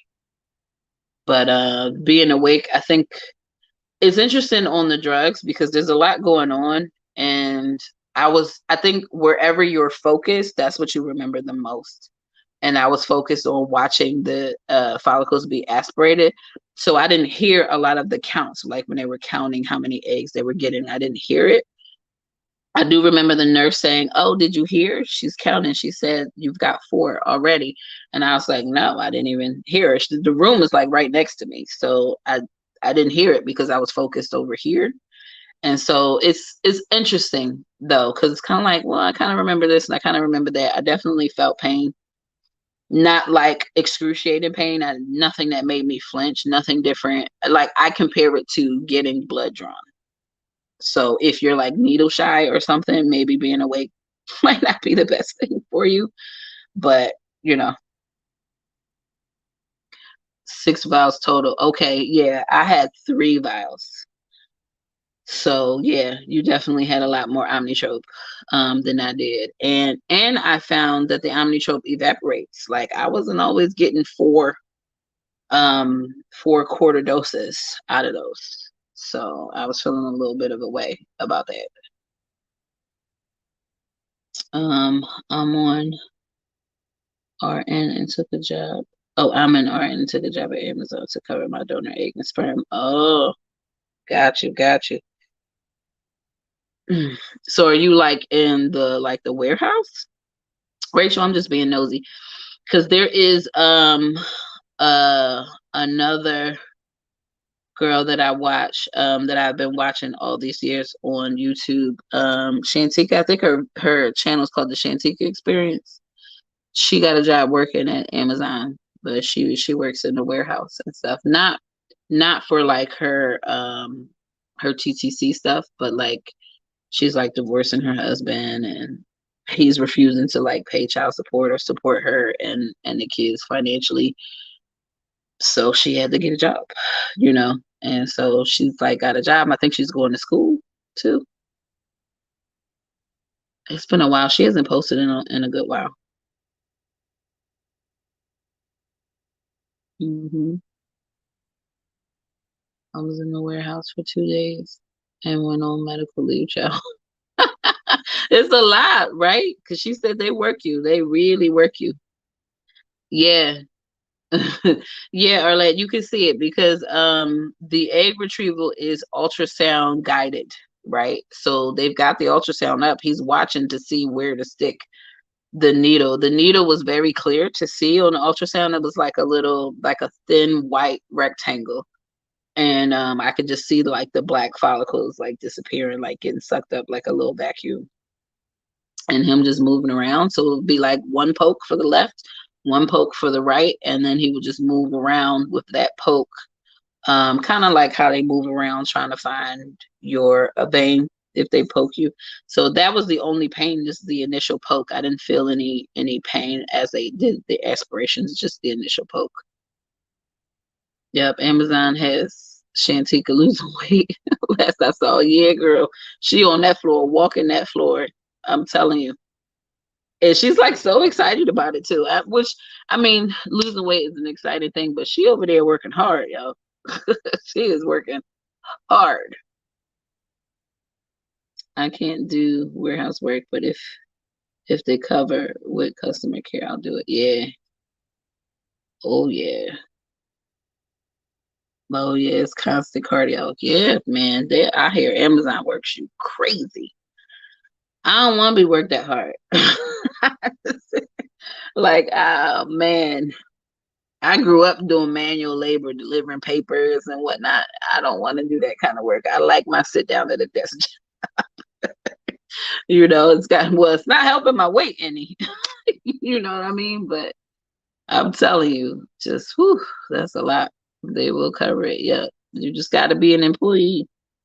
I heard certain like supermarkets have fertility coverage. Like, I don't want to say, but I think maybe Starbucks has some fertility coverage. I think a long time ago I heard Superfresh. Is Superfresh around anymore? I know we had them up north in Philadelphia. I haven't seen any Superfreshes down here, but I heard certain supermarkets will have fertility coverage as well. And you only needed to like work part-time to be covered.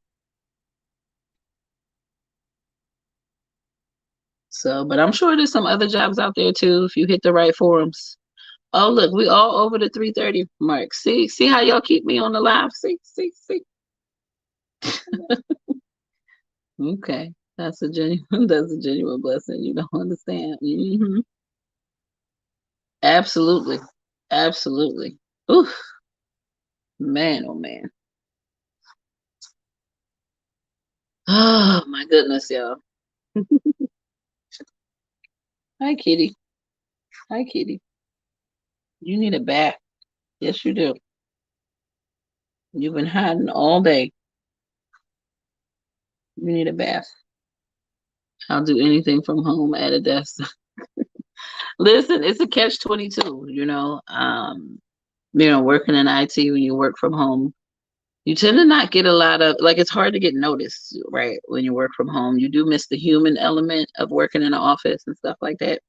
And then, it's just hard to get anybody's attention. Like you're a stellar employee. It's like really hard to get people's attention. Um, when you work from home instead of like being in the office, you're a lot more visible in the office. You okay? It's okay. You sure? Yes, I saw. You had a good nap? A good nap. Yeah, do you feel better now? Because you were like crazy before. No. Yeah, Okay. I'm glad you know. Telling you, man. I'm telling you, this boy here. You okay? You feel better? I'm better. You're all better. Yeah. You want to go back to sleep? No. No? Are you hungry? Yes, no. No? Are you hungry though? No. No, you're not hungry? Okay. Gotta ask all the questions. Gotta ask. I gotta check my groceries. I saw a couple of substitutions in there. So I gotta make sure I got all my stuff. I was on here talking with y'all, so I didn't get to see what they substituted, and I didn't get a notification about any substitutions. So yeah. So All right, ladies.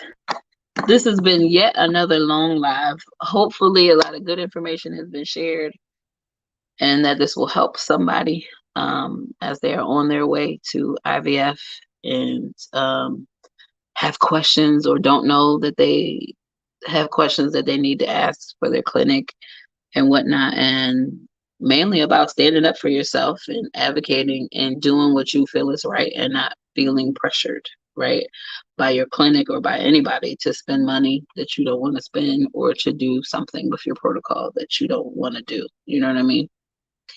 All right, have a good night. Are you going live on New Year's? Of course, that's the tradition to go live on New Year's. I got to get up on the roof and get the rope out of my chimney. I had a squirrel. Long story short, I had a squirrel fall down into the chimney. And so a long time ago, when it first happened, the trapper had said to put a rope down and the squirrel would find his way back up. So I put a rope, I went out there, stuck a rope down the chimney. But I can't light my fireplace while the rope is there. So I have to remove the rope so I can light my fireplace. So it's that time of year and it's cold. It's cold. Like the high today was not even 60. Okay. It was like 59, maybe. I think the low was 58. So it was, and it rained all day. So just tough. All right. Good night. Good night. This was fun. I love the information shared on your lives. Thanks. Same to you, Tanika. We're all sharing and sharing alike. All the information. Get out. We got to put it out there. You know, the doctors don't want to tell us. You know what I mean? So if we got the information to give, let's give it. Let's get it and let's go. You know what I'm saying? Let's get it and let's go. Your house chronicles are consistently entertaining. Are they? Child, I've had all kinds of stuff show up around my house. Possums, raccoons. You don't even want to know they have. It's Florida after all. Good night. Good night. I enjoyed you all as well.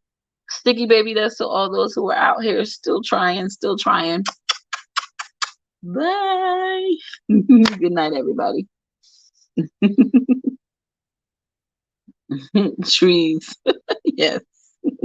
Trees. Mm. You want to say bye-bye to the people? Say bye-bye, people. Bye, people. You say bye-bye.